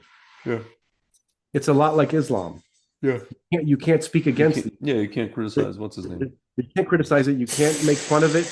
Yeah. They have no sense of humor at all, right? Yeah. Yeah. Notice how like leftists are not funny. Left not funny. There's hardly any Muslim. Actually, there's zero Muslim comedians. Not that I've seen. Have you seen? I haven't seen them. Yeah, what is it? Ahmed Jalili. I don't think he's like devoutly Muslim. I don't know. Or Aziz Ansari. A fatwa. You don't want a fatwa in your head? Don't get these guys in trouble. There's going to be a fatwa against them if you out them as not completely devoted Muslims. Yeah. So, yeah. So basically, yeah, there's zero sense of humor about their ideology. They're commies. That's what they are. Commies and Islamists are the same. They are the same. Yeah. Okay? And so that's what violence is. Okay, has nothing to do. It's the exact opposite of lashon hara. In fact, they're folks. Let me put it this way. Whatever it is they say is lashon hara. In reality, everything they say is lashon hara according to Torah. Yeah. The people who say that your speech is violence are actually all they do all day is speak lashon hara. They lie nonstop, and everything they say is intended to be destructive. Yeah. Intended to destroy, number one, God's agenda. Number two, reality in general. Number three, just people's lives. Yeah. They are intending to destroy people's lives. Okay. Yeah. So I mean, there's more to say about it, but that's basically it. Okay. Yeah. The Torah way is to understand that everything that comes out of your mouth, it's better to consider it like a bullet. And so it's better to keep it holstered unless it's very, very necessary. Like flushing out ideas, for instance, in a conversation like this. Okay. I'm not saying we're perfect. We're not perfect. Okay. Yeah. But we're trying. We're not trying to be perfect. We're just trying to understand things. Okay. And and saying stuff that might be beneficial as long as you're very calculated and very careful. Yeah. Beneficial to everyone. Yeah. Can't harm. You can't when you're trying to like benefit someone, right? You can't harm someone else in the process. That's lashon hara. Correct. When you talk, you better make sure everybody can benefit from it. Yeah. Okay, that's your aim. That's what you're trying. That's what you're trying to do. And if you're not sure you can do that, just keep your mouth shut and never say anything extra. Never. Yeah. Because of you, come on, everybody listening. If you think about how sensitive everybody is, including yourselves, I'm talking about myself too, right? Yeah. So you're so affected. Think about how affected you are by what people say, even a glance, any kind of communication. Mm-hmm. Think about how dangerous speech is. Yeah. And King David writes about it all the time in the Psalms, like he uses, their tongues are like swords. Their lips are like daggers. And, Dude, you know who epitomizes, like when we talk about Asaph, he was a hunter with his words. He hunted people with words. Dude, this week, Obama, he showed on display, he sits up there and he's just like, I'm just paraphrasing something like that he never did this kind of stuff when he was the president and blah blah blah. That was the epitome of what he did as the president.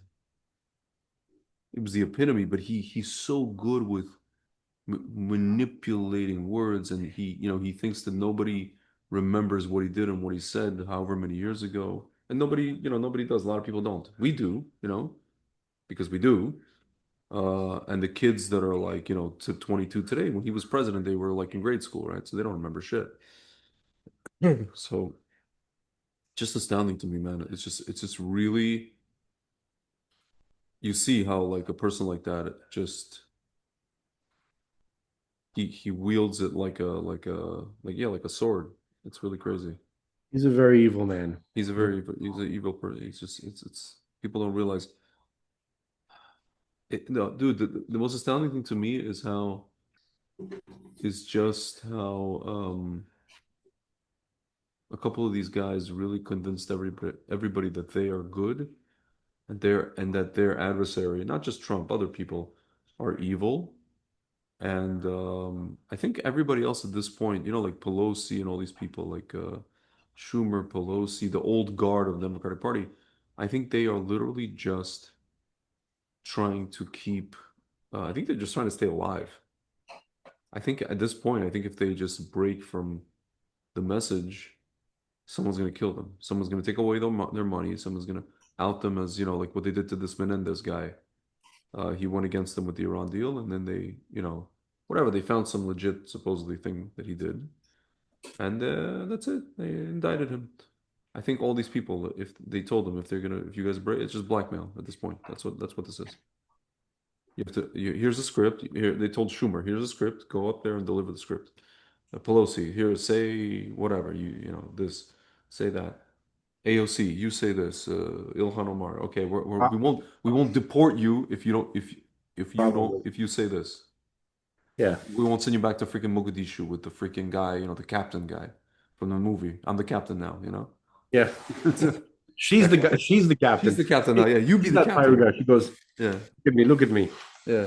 No, they're like, we won't deport all. I think Tim Walz is like, I can deport all these Somalians, right? Okay, you're gonna do what we want. It's crazy. I can tell everybody that you married your brother, right? Just for papers. Oh yeah, okay, fine. That's it. It's just, it's crazy, man. I don't know. Like, how do we? Whatever. It's a separate podcast. Like, how do we get out of this shit? Like, how do we get out of this? My dad came down the stairs the other day. He's just like, Grisha, что мы будем делать с ними? Well, I don't know. You heard Trump today, what he said After about the Charlie Kirk thing. No, like dude, there's Soviet Jews. Did you hear what I'm saying? Did you what hear did he say? Yeah. What did he say? What he said about Ilhan Omar? That she has to be removed from the from Congress. Yeah, from Congress. Yeah. No, removing her from the committees, that was like 2 days ago. I know, that's nothing. That's crap. Yeah. Because of the 4 Republicans, right? Yeah. Today, he's like, yeah, we got to get rid of her. It's like that bitch, right? She comes from Somalia, where it's shit. She's telling us Somalia is better. Somalia's better. Let's go back to Somalia. Yeah. So anyway, okay. I mean, Sorry. that's amazing. I'm very, very glad that he said that. But Yeah. since we're very short on time, I wanted to. This is obviously the pre-Rosh Hashanah episode. Yeah, this is the last one before the of the So year. can we? Yeah. So can I share a couple of spiritual ideas? Please, yes. Because I didn't get to. I'm not gonna. I'm not gonna. Yeah. It's fine. Wait, that's right. Yeah. That's crazy. Anyway. Baruch Hashem. Yeah. So anyway, let me start with this. Do you have any memories of the first time that you went to a campfire as a kid? Like Yes. somewhere in a forest, maybe upstate New York. Yes, the Poconos, yeah. But let's say the Poconos, right? Were there like other kids there? Were there like people? Like, yeah, of course. Okay. Do you remember what that felt like? Like maybe like the first time, or at the time it was happening, it was great. It wasn't a campfire. It was we caught what happened was we caught a fish. It was in the daytime, and then we went into like this kind of forest area near the lake to just cook it. Okay. And we actually weren't supposed to be doing it. So at the time that we were doing it, it was amazing because we caught it and we were cooking it. And then one of the counselor guys, he like sees us and he just whatever. We thought he was gonna kill us. But anyway. Okay. I just remember being upstate, and there's in my bungalow colony, there's like a lot of kids. I remember, and you have to walk to get to the lake. You have to walk through the forest. Yeah, like we had the same thing. Yeah. And which is really nice. Yeah. And it was dark. It was like one evening we were walking through the forest, and we saw the campfire. With the campfire, and there's a bunch of people sitting around, and it was dark. Yeah. And all you could see is the fire, which is kind of hypnotic, right? I'd never been to that kind of thing before. I think I was 8 when this, and people sitting around, right? You're kind of like looking at people, maybe a little nervous, but kind of excited. There's girls, I don't know, there's older people. You think you're going to hear exciting things, and everybody's just kind of like, maybe it's summer, but it's in the mountains. So it might be a little bit of a chill, but you're near the fire, right? Or maybe it's the end of the summer, getting closer to September, so there's a little bit of cold air coming in finally, right? And you sit by the fire, and it's warming you, and everybody maybe is talking, and it's a good vibe. And there's a couple of moments you're not thinking about like insects and bears and stuff like that, right? You're just kind of enjoying it. You're enjoying the evening, the clear sky, the fire, and if you're a kid, you still think you might hear something interesting or might have an interesting, exciting interaction with someone, right? You haven't had enough bad interactions to kind of know what to expect, so you still think that something you might experience something cool, right? It's exciting, especially if you're hanging out with the older kids. Yeah. Did I paint this picture well? Yeah. Because I to get my point across, I really got to get people to feel to picture this and to kind of maybe remember it or feel what it's like. Maybe go back to that moment. Yeah. So this is related to that to what I told you, like my little speculative glimpse at Olam Haba. Yeah. I remember this. I was just going to tell you that I had a speculative glimpse in Olam Haba. It's kind of crazy. This is, I'm not saying I had a prophecy of it. I feel like this is what, for some reason, I feel like this is connected to Olam Haba. And here's what I mean.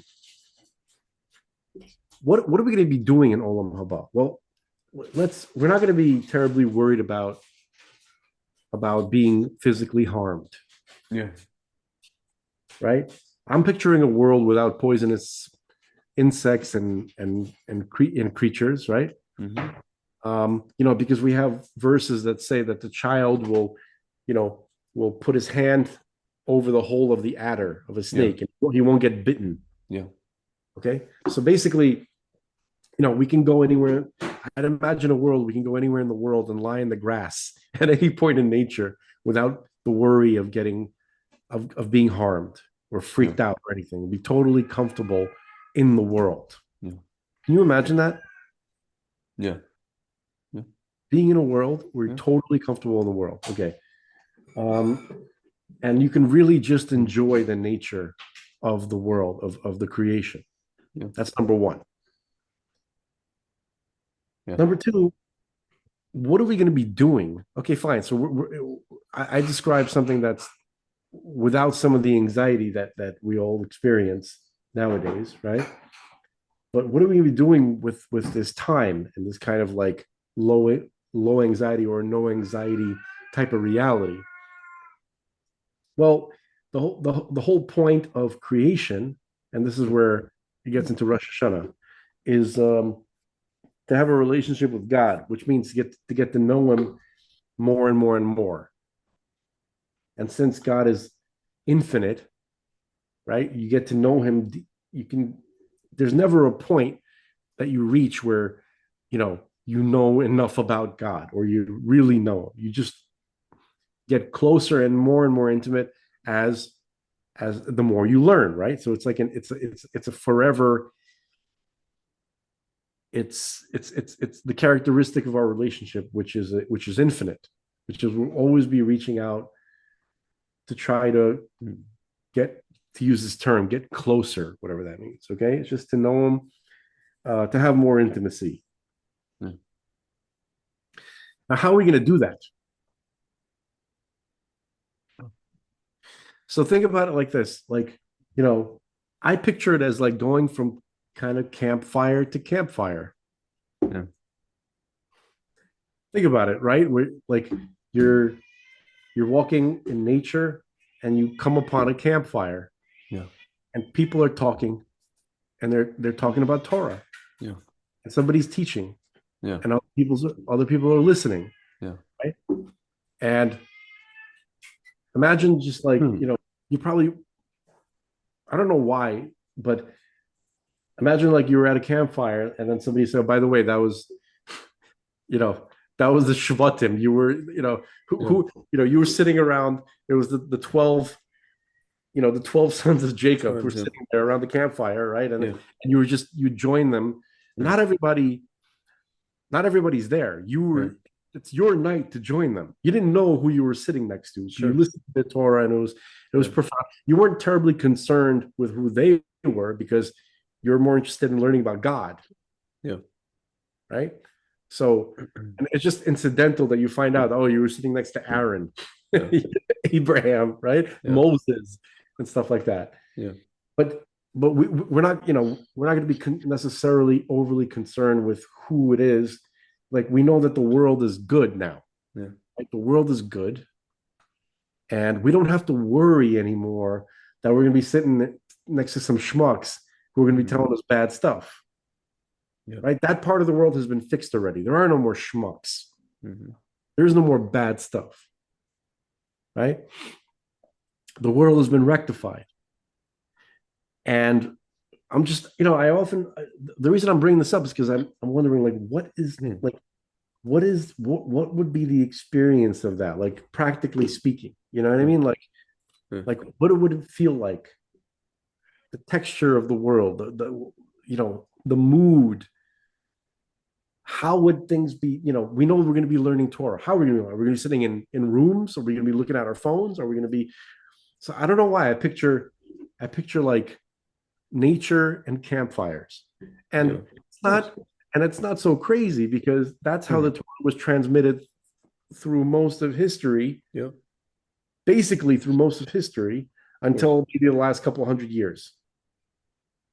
Yeah. Okay, certainly in ancient Israel during the good. Dude, I got to tell you, there's people that I know that organize, some of these getaways, for young Jews, like the thing I went to at Shavuot, for example, and that's basically what this was. It was somewhere upstate, and it's just people sitting around campfires and just when we weren't allowed to play when it was Yom Tov, we can play instruments or whatever, just talking Torah around campfires. That's what, and there was a bunch of different, like kind of stations, so to speak, that people just kind of set up. So somebody sitting inside, like sitting at the where the cafeteria, people sitting at a campfire, some people sitting over there. There was somebody made like a big tent, one of these big, like it looked like Har Sinai, like Mount Sinai kind of thing, tent inside. Yeah. There's people hanging out there. So it's not so far off what you're saying, you know? No. I think Lag BaOmer probably influenced my Yeah. kind of my perspective because Yeah. Lag BaOmer is like it's the Mashiach, it's the light of Mashiach holiday, Yeah. right? It's it's the day when the light of Mashiach came into the world, right? It's about Rabbi Shimon Bar Yochai, but it's about the Yeah. Zohar. It's about bringing Yeah. the teachings of, right, the Zohar. Yeah. And that's and for some reason we do campfires, Yeah. right? So that must be a glimpse into the future. Yeah. This is Campfires are going to be a big part of it. Of course. Well, Torah is fire. Well, it's also water, Yeah. but it's also fire. Fire Yeah. of Torah. One of my teachers said it's going to be like basically when it's going to be the words, the letters we're going to see it's like the white fire on the black fire. Because you know how you have the black, the words are written in black. You see so you're going to see the white. Basically, you're going to see what's behind those letters. You're going to see the actual. It's not going to be a different Torah. It's going to be the same Torah. We're just going to be able to see the other side of it, so to speak. Because right now we don't, for example, I was thinking about this the other day, uh, especially when you become Orthodox, right? You start to see how, like, you talk to this guy and he'll tell you, okay, this is the halacha here, right? This is the law, how we follow the law here, right? So then you see that there's like just different customs that people developed over time, right? For specific halachot, right? Sephardim do it this way, Ashkenazim do it this way, these guys do it this way, these guys wait 3 hours before eating dairy, after eating meat, these guys wait 6 hours, these guys wait an hour. So you want, and then you hear this famous phrase, well, how do we know what's correct? Well, when Mashiach comes, he'll tell us, right? He'll tell us. And I'm just thinking to myself, that's basically what this is going to be. We're going to find out. We may find out that it's not 3 hours, it's not six, and it's not even one. It's something what we didn't think, right? That's just an example, right? Something we didn't think. Or we will find out that somebody out there is right, so to speak, and everybody else was wrong. Somebody is, whoever says you can't eat rice on Pesach was right, and the other people were wrong, or vice versa, or whatever, right? We actually know that. We have or both, whatever. like like the kind of the stuff that you brought up. We actually like some people already know, and other people, like for instance, like the people. Basically, the reality is those who are eating rice, they're right. Yeah. And also the people who don't eat rice, they're also right. Yeah, correct. I know. It's within the framework. I know it's within the framework. Yeah. People who say that it's like a machlokes, meaning like an argument, it's not they don't they don't know. They shouldn't be talking Torah, to be honest. Yeah, I know. Okay, and they do a lot of damage when they say stuff like that, especially people who know they're talking about the Talmud. Yeah. Okay. Correct. Basically, folks, what I'm saying is that there are people who say, "Oh, look, this rabbi is arguing with this rabbi in the Talmud, right? Oh, look at all the division in the arguments." They don't understand what the hell they're talking about. They're talking. The rabbis are. There's this whole thing, and Rabbi Bakst, blessed memory. Yeah. He is one of the rabbis who brought it up, right? But a Talmudist, right? Where you have I forgot how he used it. He goes, you have the rabbis are trying to show you that you have one view, one angle view, then the other angle view, right? Mm-hmm.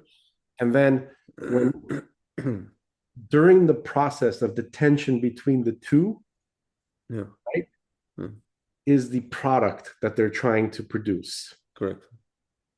Okay. So I know that there are some it sounds similar to some stuff that commies say, right? Yeah. Like what is it? Thesis, antithesis, and then synthesis. okay, that again, that's like all of these Gnostic fruitcakes, they take a truth and misuse it. They try to incorporate it. Well, dude, can I tell you something? The stuff that's happening right now with this whole Jimmy Kimmel thing, I think it's a good thing in a way because what are you seeing? A lot of, you're seeing there's two things that I'm noticing. There's a lot of from some of the right wingers, it's like whataboutism. Oh, it's like, oh, you guys did this to Roseanne Barr and like name a bunch of other names, right? So it's only fair that this is, it's like karma that this is happening to this guy. However, then there's this other voice coming from some people, like conservatives, are saying, listen, guys, like we are kind of being hypocrites because we're upset that they did this to us, this and that. So it's almost all like this. confused. What? It's all confused I know it's because all confused. I know it is. because it's not because it's actually, you see, they're trying to frame it a certain way, but it's I really not know. at all. I know it's not. Oh, like All Michelle it is Obama yeah. called ABC to get I her know, I fired. know, I That's know, government. I know. No, well, here what happened was Same he here. said something stupid, and then the FCC. Listen, he should be fired because he sucks, right? But the problem is the FCC pushed. The FCC did.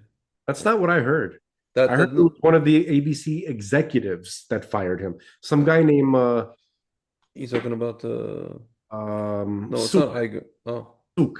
oh yeah, okay. Yeah, it was Suk.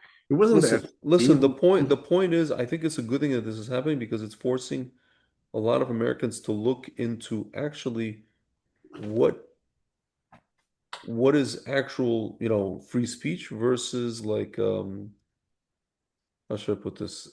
Yeah, like what this schmuck is saying, which is not free speech. It's straight up Lashon Hara.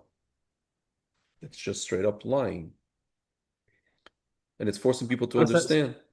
So, No, so yeah. how does that like comport with the Talmud thing? No, what Talmud thing is because right now there's a lot of people are being forced to think. People are being forced to think. They haven't been thinking. They haven't known how to think in many freaking years, in at least 20 years. Since Obama came, basically Americans haven't been able to think straight. I'm talking about everybody, because he's got everybody coming and going bamboozled. You know what I mean? Like, and the whole art of think Talmud is the art of thinking, how to think, the mechanics of thinking. Yeah. You know? Yeah, folks, the reason that the way Right. things are laid out in the Talmud the way they are, right, it's to develop the intellect. It's not about just relaying information. Yeah. Like Maimonides about 1,000 years ago, right?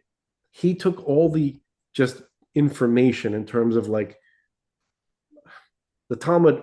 Okay, let me back up. I took a couple of things for granted here.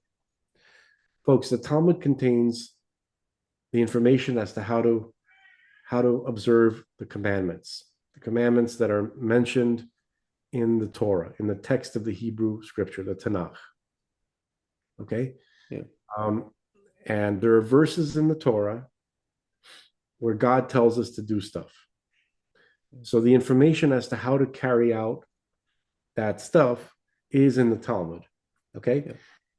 So you have that part, and then you have, and that's like, okay, so what I just described, that's like 65% of the Talmud. The other 40% is something called midrash, which are fable, mythological kind of like stories, non-literal, mostly non-literal, symbolic stories, right? That are with moral lessons and deep spiritual truths about God and the creation and us. Okay, that's what the Talmud is. Okay, but the law stuff, let's go back to the law stuff for a second, right? And we'll call that left brain. Okay, even that is not laid out as simple information that you read in the book. Like, okay, even when they describe to you how to observe the commandments, right? That based on the verses of the Torah, it's presented in discussion form. Yeah. Rabbi Yossi Yeah.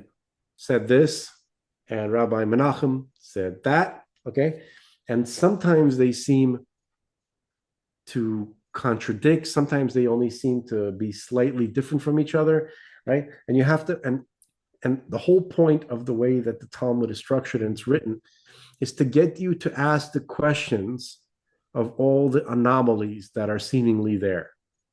Why did they have to write this here? Why did they use this phrasing? Why do they seem to argue here and they seem to agree here, right? And they seemingly talking about the same topic. So in this section of the Talmud, they seem to be disagreeing. And here, you're supposed to make note of all of the things that are bothering you. It's about noticing. Speaking of, by the way, you know those noticers, right? The groypers who are all these Talmud experts, right? They're not very good at noticing, because if they were good noticers, then they would be enjoying the study of Talmud and they would understand its brilliance. Okay, and they're not capable of that. So basically, everything that's written, every little detail of the Talmud is there to really be thought about. There's nothing there that's plain. There's nothing mundane at all. Every last letter, every last dot is a test. Okay? You're supposed to ask questions about every aspect of it. You're supposed to learn how to decipher. It is there. The information, if you want the plain, simple information as to how to carry out the laws, then there's something called the Mishnah Torah, which was written by Maimonides, right? Where the simple explanation, the simple information about how to carry out, how to observe the commandments, right? How to put on tefillin, how to keep the Sabbath, it's all there. He squeezed it out of the Talmud, right? And you have it. So in order to get that information, you used to have to go to the Talmud, right? But it became unnecessary about 1,000 years ago. So people still continue to learn the Talmud. Just to see how they squeezed it out. Just to see, but it was they want to see how the hot dogs are made. That's what the Talmud is. Yes, but why? Not just out of simple curiosity, because it builds your mind. Of course. Okay, and anybody who looks at that, at the way information is laid out, you have these seeming like disputes, right? And they look at it as in any type of negativity. They have no idea. Is a schmuck. About. At best, they're a schmuck. At worst, they're usually an anti-Semite. At worst, no. At best, they're just ignorant, or they were led astray. In terms of what the Talmud is. At worst, they're deliberately trying to mislead people. Okay. So the Talmud goes hand in hand with the Zohar, by the way. You have zero chance of understanding the Zohar if you don't have a Talmudic mind. If your mind is not, if the Talmud is, you can look at it, it's a lot more than that, but it's the gym, it's the training facility to grow your mental muscles to even approach the Zohar. Okay? There's people that I care about, okay, that matter a lot to me, who have a totally wrong understanding of the Talmud. And it's actually very hurtful. It's very painful. Even I'm not gonna say who, but even in my own family and people I care about outside of my family, right? Who are wonderful people, but they don't know. They don't know what they don't know, and it's difficult to get people to look at it. Okay. So anyway, and I'm no Talmud expert, but the little bits of experiences that I've had looking into it, it's the most amazing thing that anybody could go through. I wish that I can get, like, I'm not a big person on forcing people to do anything, but I would force people to have knowledge. You understand that? Like, I would force people to study Torah correctly. I wouldn't force people to observe commandments or to do, but knowledge, like, if people don't have knowledge, then ignorance will rule and the world will suck because of that. Yeah. Okay, so I don't know if I'm not saying that I'm right, but I think I would force the world to study Torah. I wouldn't force them to dress a certain way or to observe things or to keep the Sabbath or anything, but I would force them to be knowledgeable. Yeah. Okay. So anyway, I can't recommend the Talmud strongly enough. Yeah. I should be talking to myself. We're talking to ourselves, yeah. For sure. Yeah. And there's no you ain't got Zohar without the Talmud. Yeah. Okay. Correct. I'm speaking to somebody in particular who may or may not hear this. Okay. Yes. Yes. So Sir, yeah. And I'll just say the last thing about Rosh Hashanah, like what Rosh Hashanah is. So Rosh Hashanah is just kind of like a remembrance day of like what the point of everything is. Yeah. So this is God's world. It's his creation. It's his project. And basically we got to think about whether or not we want to be a part of it. Like, he's given the world time, like the last 6,000 years, to kind of like decide whether or not we want to be a part of his vision, right? Like, do we want to have like a place in his world when he is ruling it and it's clear what everything is for, what his intention is? Yeah. And we have to assess whether or not, like, he has a place for us in the world. Do we want that role? Do we want that relationship with him? Do we want it? So that's what teshuvah, it says on Rosh Hashanah, we have to do teshuvah. We have to do, it's translated as repentance. Yeah. What does that mean? Yeah. It means, do we really want to be a part? Do we really want to have a relationship with God on his terms? Yeah. On his terms. Yeah. Yeah. Correct. And if your question is, well, what are his terms? Well, that's your next that's the next step, is to find out what his terms are. Yeah. Okay. And then if you accept his terms, right, then it becomes God's coronation day. Mm-hmm. That means, like, you accept, like, okay, I'm going to be a willing citizen in God's creation. He's the king, I'm the subject. Yeah. I'll come to his crowning ceremony and I'll participate in the crowning. Right? It's a big crown, and I'll contribute to lifting up the crown and placing it on his head by deciding, once I understand what his terms are, whether or not I want to be a part of that. Yeah. You know what's astounding to me, man? Yeah. Based on what you're saying. Oh, in a way, I don't mean to. It's not for the purpose of saying Lashon Hara. I was, watching, like, whatever, like Woody Allen speaking to Bill Maher, and you just realize, like, people like this. We even have writings about, rabbis wrote about these things, that they totally disregard God completely, right? And yet, it seems like God blessed them a lot. And we're going to understand later why that is, why he did that, but for those specific people, rather. But we know that, like, God gives these kind of people everything in this world.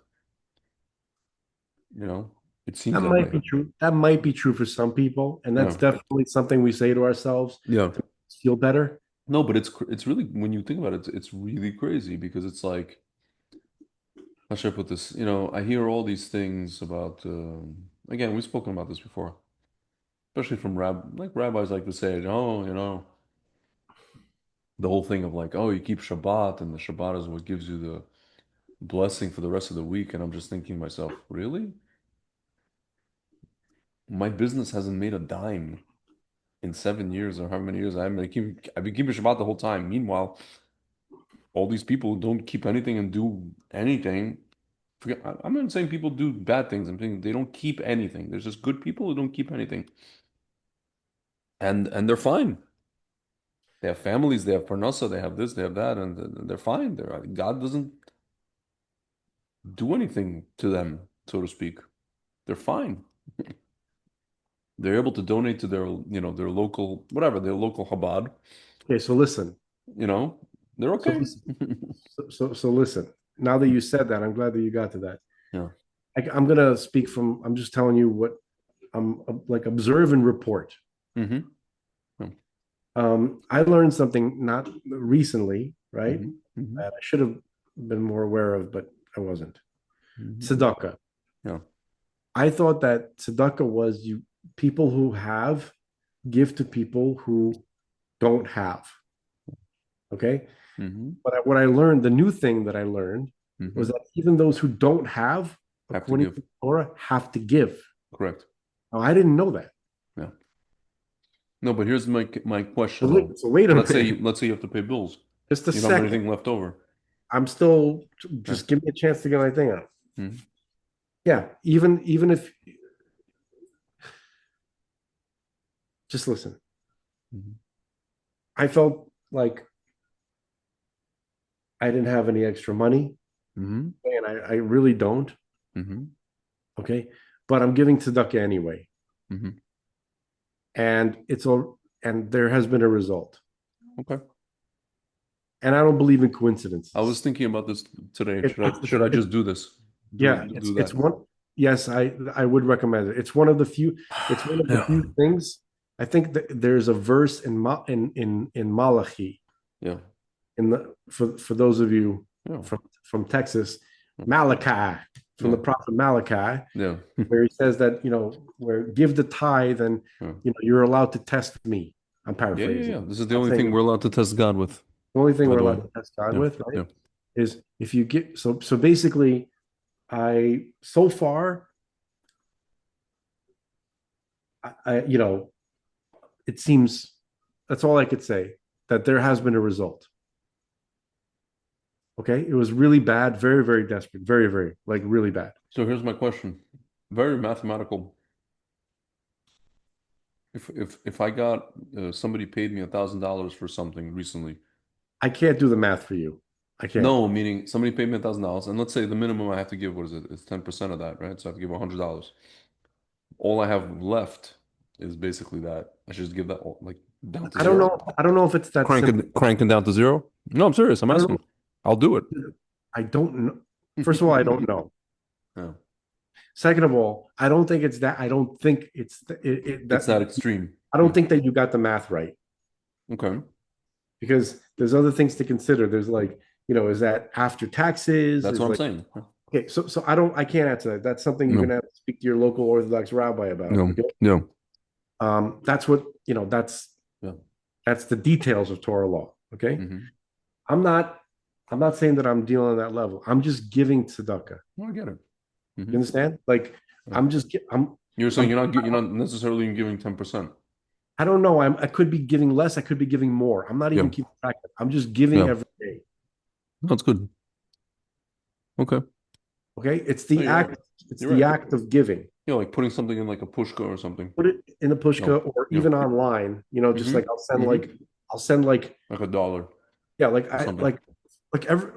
it's my economic situation is a little bit strange. Mm-hmm. So some days I can't. Some days I literally can send $1.80. Yeah. And I don't even know if I can do that, but I'll do it. Same. Yeah, I get it. Other days I could send like $20. Mm-hmm. So that's what I do. Like I just go day to day. Like how much I'm like, how much tzedakah can I send today? Yeah. Without and still eat. I get it. And put gas in the car if I need. What about credit cards? Like using something, giving tzedakah via credit card.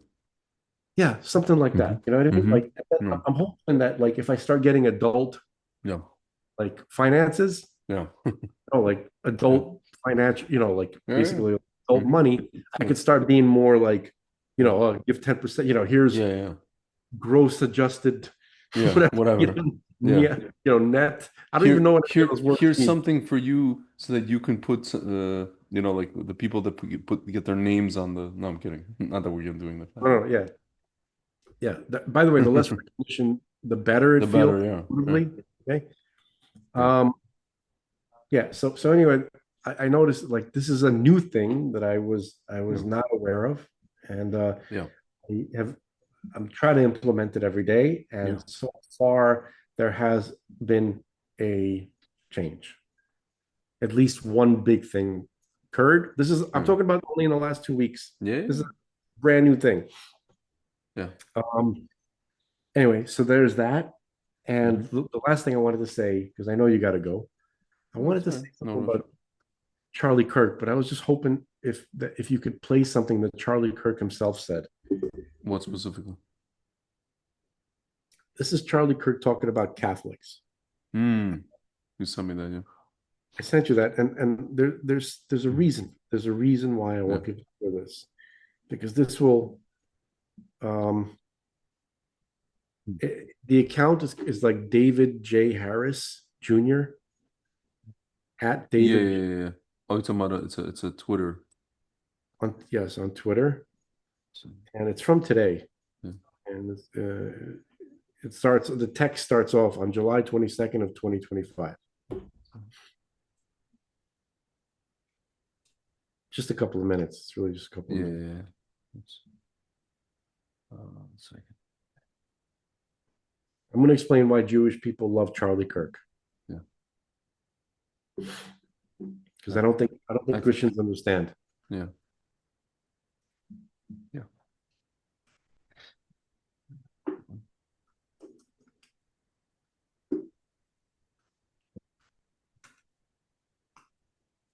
Can't forget. Just 1 second.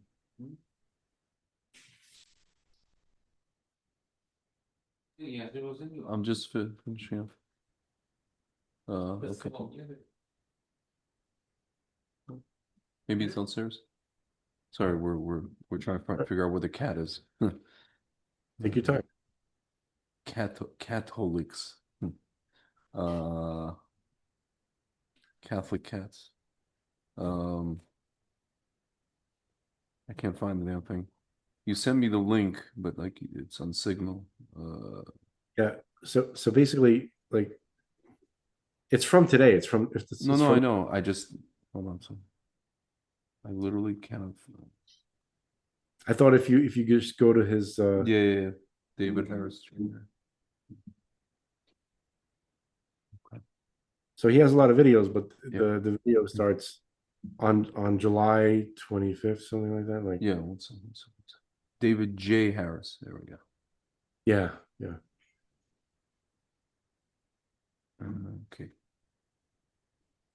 Okay. Yeah, on July 22nd. It doesn't. David J. Harris Jr. Yeah, at David J. Harris Jr. It's not. There we go. Finally. Okay. He's a Newsmax guy. I always wonder what was this guy's claim to fame? Okay. On July 22nd, 2025, he said something. Less than 2 months before, right? Yeah. Here we go. Found it. Okay.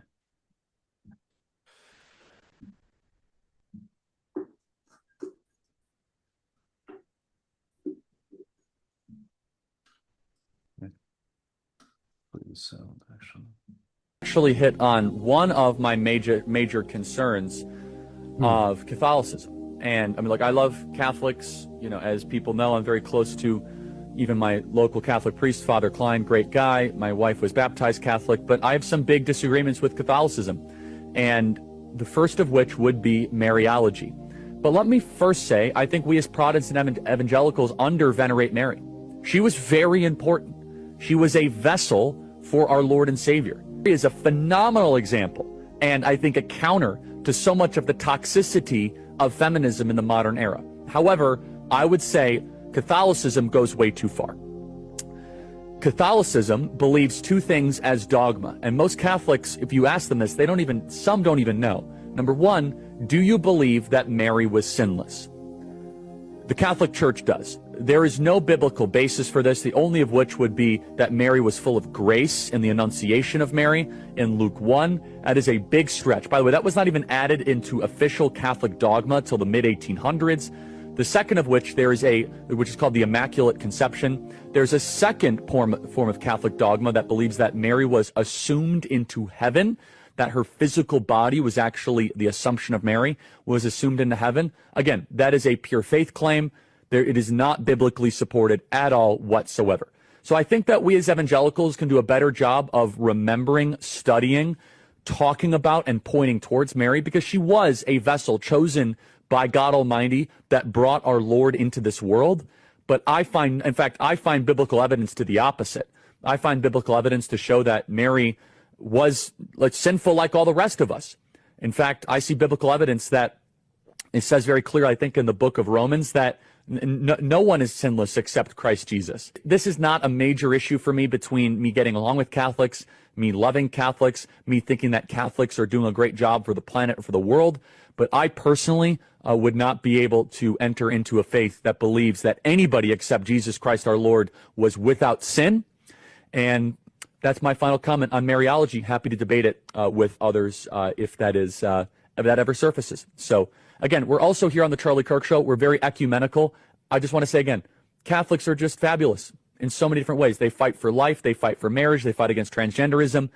I have three major theological disagreements with Catholicism. It's not a mystery. I talk about it publicly. The first of which would be the infallibility of the Pope and the whole process and the idea of the Vatican. The second of which is Mariology. And the third of which is just less important, but it's transubstantiation. I do not hold that view. Okay, this is my final thought, okay? Yeah. I think that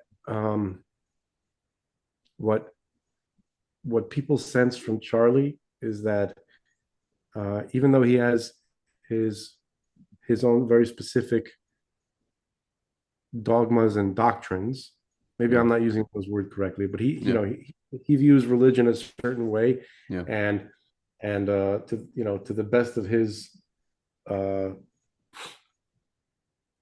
ability, he chose the faith and specific beliefs that make sense to him. And he doesn't agree with Catholics and probably I would assume probably not Mormons either. And other Christian denominations, right? And he has very specific issues with their doctrine. Right? He takes issue with, but at the same time, it doesn't stop him from loving and from loving them and from seeing the good stuff that they do for the world. And it doesn't stop him from noticing the things that they do have in common. You hear me, Greg? Yeah. No, I get it. Okay, so that's what I gleaned from it.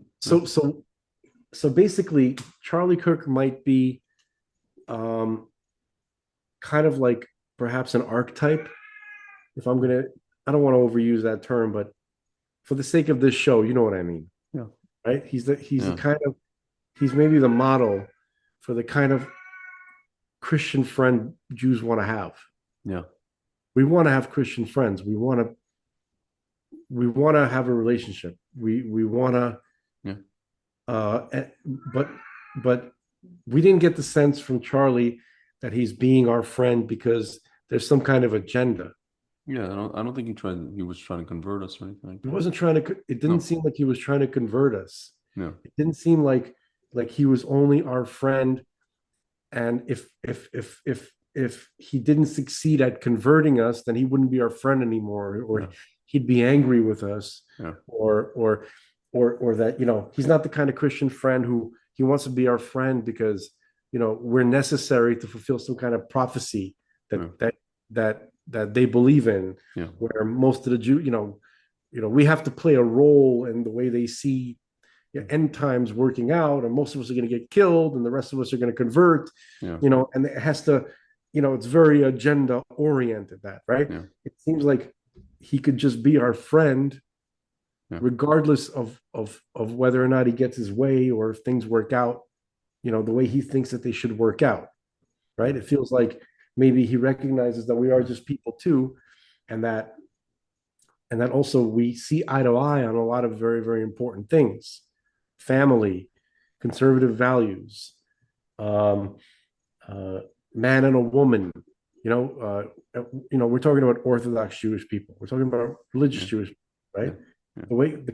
The way that he kind of acted towards my brother and perhaps other religious Jews as well, who knew him. Okay, he mentioned that my brother was an Orthodox religious Jew, father of 8. Remember we played the clip last time, right? When he was eulogizing my brother, Dr. Zelenko, and so it felt like Charlie was our friend, and without an agenda. He had his beliefs, we have ours. He wasn't gonna, his friendship wasn't conditional based on whether or not based on some kind of contract that at some point we would accept his viewpoint. It didn't feel that way. It didn't seem that way. And just like he has, Jews we want to be friends with you Christians, right? And just like evangelicals or Protestants have issues with Catholicism, right? And you guys can and should be friends, right? And do amazing work to make the world better. We want you to see Jews like that as well, where the important things about, we're people who love our children. We don't put our children in harm's way. We don't put our children in harm's way. Yeah. I'm almost done. No, my cat is being brought to me. It doesn't look like he wants to be brought to anybody by anybody. He wants to sleep, so let him sleep here. Give me. Don't throw him. Folks, this is the first time you see my cat on the screen. This is right. This is Raccoon, aka Christians, we know you love your cats and dogs. We want you to know, Jews, we love our cats and dogs too. You love your children. You want them to be children. You want them to have innocence. You want them to have a lovely childhood with abundance and happiness. And you want to keep them safe.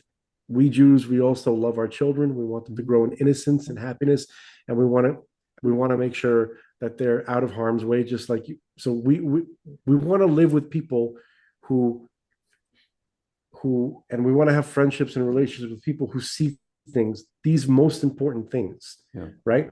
You value family and children. We value family and children too. We want to be recognized for that. Okay. We have serious differences, important differences in the way we view God. Okay. But Christians, you among your denominations, you have vastly differences, right? Vast differences. So I'm not saying that, we just want to be a branch of Christianity. We want an understanding that we're also good, caring people just like you. If you can just accept that, that's good enough for us Jews. Do you understand?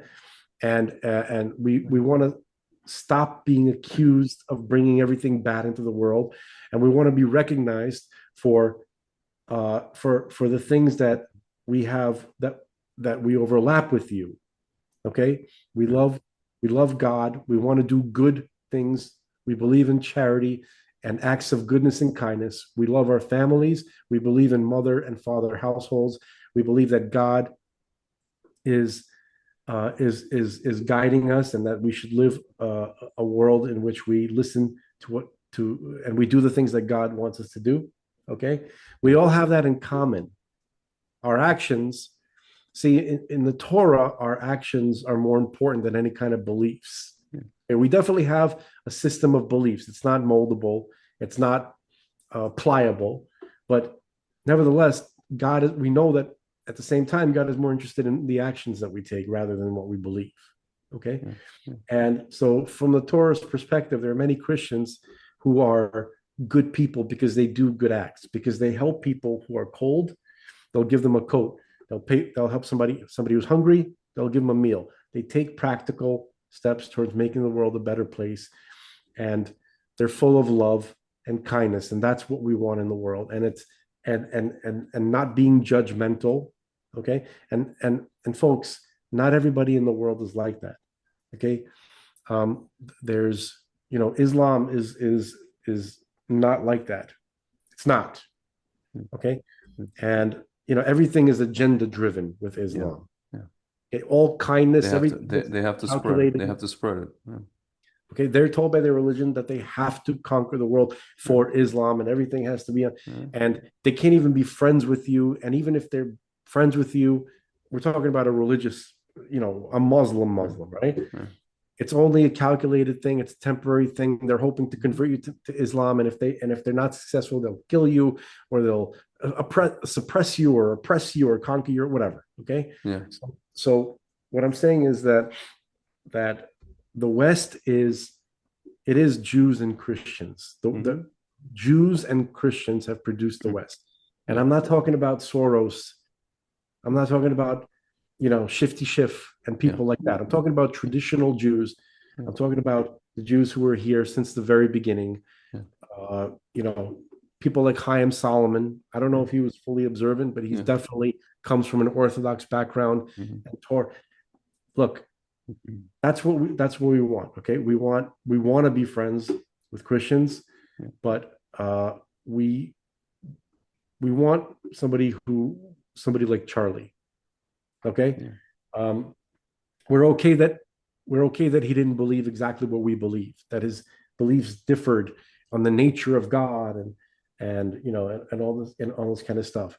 But can we at least just? I feel like if I had a chance to say this to Charlie, I don't know, I can't say for sure, but I feel like he'd agreed with me. I'd be like, Charlie, you believe in Jesus. I don't believe in Jesus at all. Okay. You believe in certain doctrines. I don't agree with you on that. But look at how much we do have in common, right? In terms of like how to act in the world. And also like that, I don't think that he could deny, because that's obvious. But the part that I was wondering whether or not he would agree to is like, look, Charlie, I believe that you're going to be okay, even though you don't hold the right doctrine, right? According to the way I see God, right? Regardless of having an argument about who's right, the point is that your beliefs are not the same as mine on that. But I still think that you're going to be okay because you're a good person, because that's what the Torah taught us, right? Yeah. And can you at least agree that we're human beings, right? And human beings are flawed, and we're finite beings, and there's always room for improvement in terms of things we can know about God. There's always better, more accurate information. I think he would agree to that. And then I think like he was reasonable enough to agree with that. And I think if I were to say to him, Charlie, how about we let God himself, when the time comes, come and explain himself to us. Yeah. In the meantime, let's just do good for the world. Yeah. I feel like he would agree with. I think he would like that. Yeah.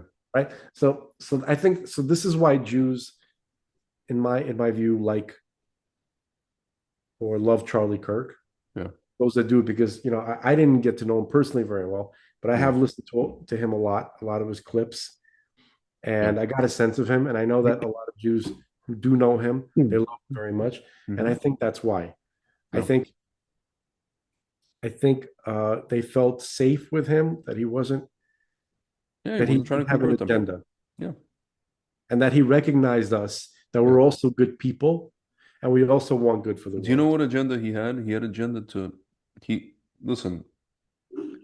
When I heard him speak to college students, and usually the college students, let's say if they're not Jewish, I think it's a good thing that he had an agenda to push Christianity on them.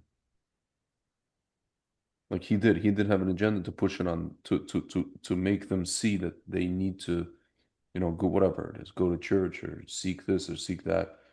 I was like, you know what? It's good that I was taking what's called the Maimonides approach here. Maimonides used to say it's good at least that non-Jews have Christianity. It's better than whatever they had, like all this paganism stuff. It's good. It's good that he's telling them to go to church, because these kids have not done that, their parents forgot about it. Their parents are retards. Their parents are retards. You know, I was talking to my sister. She went to NYU, and I asked my sister, I'm like, what about the parents? You know, the ones that sent their kids to like the liberal arts programs, and they paid all this money, blah blah. My sister's like, you know, she's imitating the parents. We just want her to be happy. We just want her, you know, it's like a Mugatu. Happy, happy, happy. They're they're morons. And these are people, successful people, supposedly, financially, whatever it is. Pardon my language, jerk-offs. Total jerk-offs. I'm sorry. I don't have no other categorization of them. So Charlie was there single-handedly trying to save these kids. He was trying to literally drag them back to God by the scruff of their neck back to God. That's what he got shot for, I think. You know? So, yeah.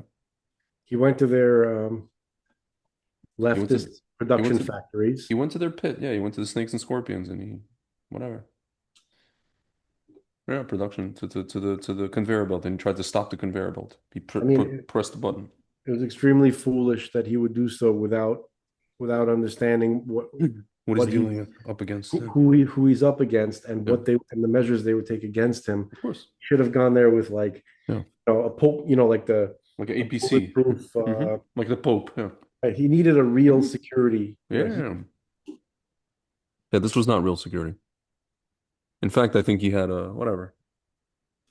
It was most likely people who betrayed him. Not the guys in those videos, not those guys, but yeah, I think somebody betrayed him, and this guy is definitely a patsy. Somebody trained him. Somebody put him up to it, for sure. Do you think because I've been, it came out a lot more awkward than this thing about Charlie. These thoughts I had about. No. I think it was good. It didn't come out as smoothly as I I wanted think to it was good. express Listen, it. at the end of the day, you know. But does it make sense? Like, what do you think? Is that why Jews love him? I think that's why. It's like why what? Is that why Jews love him? Listen, I think the Jews who do love him, most of the Jews that I saw post positive things tend to be like the pro-Israel, either religious or even if they're not religious, tend to be the pro-Israel types or all those guys on Twitter. No, I think it's more. I think it's more than that. I think it's more like I think I really think it's more than. There's a lot of pro-Israel people, right? I know. I think that he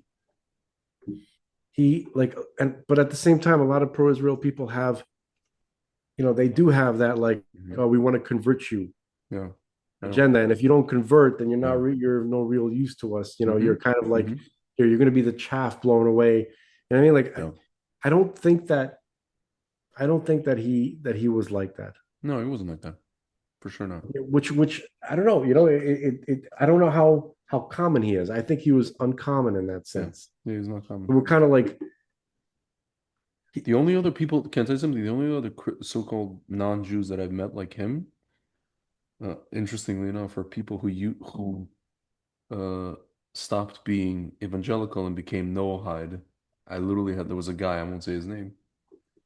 He considered even converting for about a year or two. But Noahides are not Christian; they're Jewish. No, I know. What I'm saying is they used to be Christian and they moved over to Noahidism. Yeah, but that's not like that at all. No, I know. But what I'm saying is the people that I met who remind me, Charlie reminds me of those people, are those people I've met actually very few actual evangelicals. How should I put this? Not that they have an agenda. Let's put it this way. I haven't met anybody like him. That's what I'm saying. That even though he was pro-Israel, it's sort of like when you speak, when I've spoken to Christians, right? Yeah. Who are pro-Israel and who are really, really nice people and who do a lot of good work. But when they talk to me, I'm speaking from personal experience, they have an agenda. They're coming to me as, in their view, as the ones who will enlighten me. I know. I'm in the darkness. Yeah. They're in the light, and they will bring me into the light. And it never occurred to it very rarely occurs to them that I have anything to offer in terms of understanding the Bible, or that I have, you know, that I carry my own tradition that is of value. You You understand? know, I remember. Yeah. So I'm a lost sheep, basically, Yeah. and that's how they're looking at me. Listen, I And it's insufferable. remember. I remember talking. I don't remember who it was. To somebody in my travels with this whole thing of all my business and everything like that, Christian. And I said, I think they even asked me, basically why we don't believe in JC. I literally said, I I prefaced it, I said, I don't mean to offend you. God cannot be a man. We have this idea that God is God and man is man. God doesn't have a body. And nor can he be embodied. And yes, God can do anything, blah blah blah, but he cannot be what's called anthropomorphized. Right? And when I said that, just, hold on. When I said that to this person, they're like, I never thought of it like that. I'm like, I know. And I thought of it like that since I was 6. I never thought of it like I never could understand why you would think of it like that. Because it never made like, dude, since I'm a kid, since literally I'm a kid, before I knew anything about Judaism or Christianity or anything, I heard that the first time I heard that idea in my life, I was 7. Somebody told me, this dude is God. I'm like, what? What do you mean a man is God? Just forget about Christianity, theology, religion, Jews, Christians, just that idea, physically. My first reaction, I'm sorry, no offense, Christians, if you're watching, my first reaction as a kid, that is the dumbest thing I've ever heard in my life. It didn't install, like somebody trying to install a file, the file didn't install that idea. And I was like, you know what? it didn't compute. Sorry. Folks, I apologize. I No offense understand how to you you. feel, and I No, feel the you same understand what I way. mean? Like, yeah. Of course, I understand how you feel, and Yeah. I feel the same way. But Christians see it a different way. They Yeah. see it their own way. Yeah. And when they talk to me, and perhaps you've experienced the same thing, Yeah. they look at me as I'm the one in the darkness, right? Yeah. Yeah. And there's an agenda. And Charlie, the difference with him is he felt strongly about his beliefs, right? And he felt he knew precisely why he believed what he believed, right? What he calls Bible based and all that kind of stuff, right? Yeah. But he also didn't seem like it seemed like He didn't seem like he was condescending. Yeah. He was not condescending. Dude, you know the feeling I get? I Hold feel on. What I'm trying to say is it seemed like he was open to seeing that the person that he's talking to, who doesn't have the same beliefs, might shed some light or of some value, can shed some light on some things. Yeah. And that's really I'm speaking for myself. That's enough for me. The fact that the person is looking at me that I'm not this completely ignorant lost sheep, right? Yeah. Who is completely reliant on him to come save me and explain to me how do you know why? Because he was also he even spoke about it. He was also very big on learning, reading, the Tanakh in Hebrew, the Torah and the Tanakh in Hebrew. He was very big. First of all, he went to Israel. He went to all these different, the Hebron, all the different holy sites. And most people, he went to the Jewish ones to see the Jewish ones. He wanted to see what the hubbub was about for us, And I don't know. I get the feeling, I don't want to say anything, but he's one of these guys. I wouldn't be surprised if he ever converted and dragged his wife along with him. Had he stayed alive, or became, something Noahide or something. I don't know. He strikes me as one of these kind of people, or maybe he's one of the people that you say, the lost tribes person. Look, yeah, I do. That's the feeling that I get. I do believe that, but I just wanted to say something. Yeah. Even according to the Torah, right? It doesn't necessarily. I don't necessarily think that every non-Jew in the world is going to be a Noahide when Mashiach shows up. Yeah. Okay. I think that most Christians are still going to be Christians when the Messiah shows up. Okay. And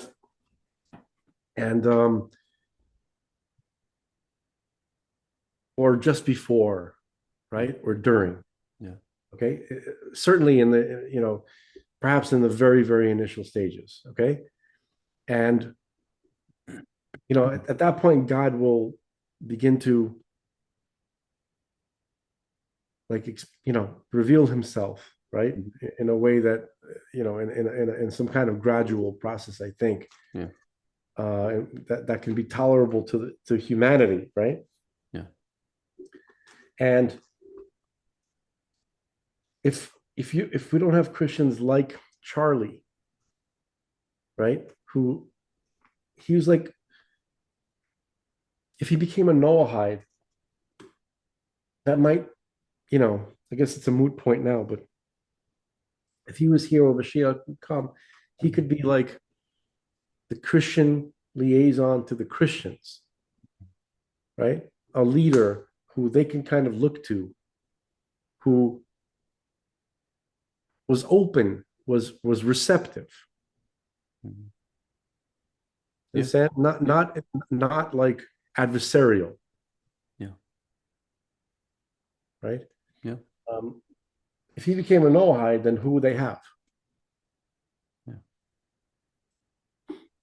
It's obviously going to be someone like Charlie. Yeah. Okay. So like the Christians are going to need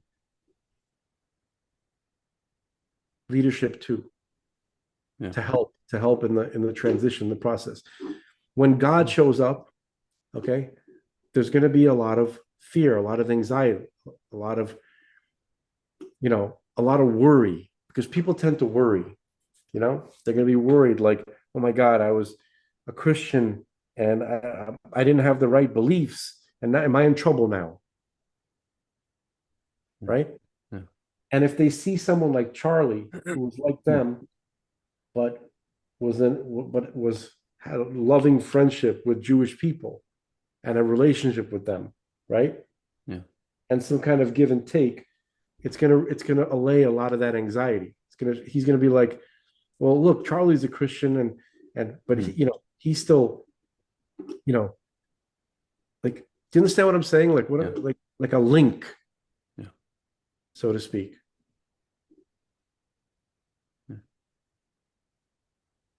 Mm-hmm.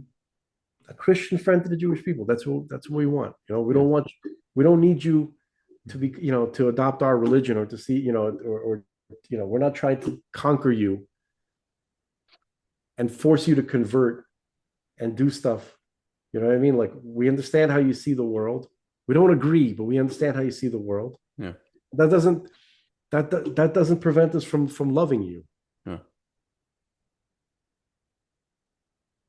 Okay. And when the time comes, I believe Christians are going to need someone to help them understand that they don't have to panic, that because they believed something that wasn't exactly accurate. Yeah. That now that they have to worry about burning in hell for all eternity. Yeah. Yeah. Right? Charlie would have been that guy, I think. Yeah. Now it's going to have to be somebody else, right? Anyway, the bottom line is, I think that he was a great model of the type of Christian friend that Jews would like to have. No agenda, no judgment, just friendship, being genuine, and not having an agenda. And also, we like the fact that Charlie at least recognized that, even though he didn't think that we have the right beliefs, but he at least saw that we were also involved in goodness and kindness, and we want goodness in the world too. Yeah. Yeah. Anyway, you want to hear something crazy? Yeah. This might be something positive for Rosh Hashanah, if this fly stops flying around. Nick Fuentes has been making a lot of videos. It's interesting. Basically telling Groypers to stop blaming Israel, right? He's been saying that. He's literally been saying that. He's been saying, admonishing them, saying what you guys are saying doesn't make sense. Here's what you know that what's his name? Adam King said about this. Awesome Jew. This is very funny. Yeah, maybe we'll end off with it's just something like lighthearted, at least to me. He goes, Nick Fuentes is actually Jewish. Fuentes is this is something Lowell said, by the way. Right. Fuentes is a Sephardic name. Listen to this. And he's been undercover this whole time. Now he runs the biggest anti-Semitic network in America as a Zionist. He played the role perfectly, but his Jewish overlords drew the line when people tried to pin Charlie Kirk's assassination on Israel. Next step, turning every Groyper into a Zionist. Dude, you know what? I don't know if it's fully like that, but I literally, the minute I heard Fuentes telling these idiots, guys, listen, whatever, this doesn't make sense. I was like, something here is a little off. It's a little bit. That's a lot of hopium. I know. It is a hopium. It's just something funny, whatever. Seems overly complex to be real. Yeah, and of course a groper jumped in. Yeah, the deep state told him to. Oh, yeah.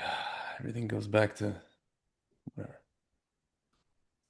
Groypers are not a sustainable thing because there's like infinite purity tests at every moment. That's number one. Number two, if they kick us out, so what's going to be left? Them and the Muslims, right? They're not going to win because the Muslims will run them over with a truck. There's just too many of them, and the government is not doing anything about. The government is not doing what groypers want to the Muslims. They're not going to kick them out. The Groypers don't want to get rid of the Muslims. The Groypers are Muslims. No, but there's like white groypers, not non-Muslim guys. No. What I'm saying Christ is is King and all those guys. Yeah, no, but actually, this is like you're saying they're only going to convert to Islam. Yeah. Well, I think it's what I actually do think it's what Roseanne was saying. It's Chrislam. Chrislam, yeah. No, it's going to be a new religion called Chrislam when they're going to because when they combine, something is going to occur to them. Yeah. Like officially, like it's going to become a new religion. Yeah. Because they're both going to be like, you know what? We don't really give a shit about any stuff we're talking about. We just hate Jews. Yeah, exactly. That's going to be their primary religion because they're Gnostic fruitcakes at heart. And that's going to boil away. Like when you... Yeah, of course.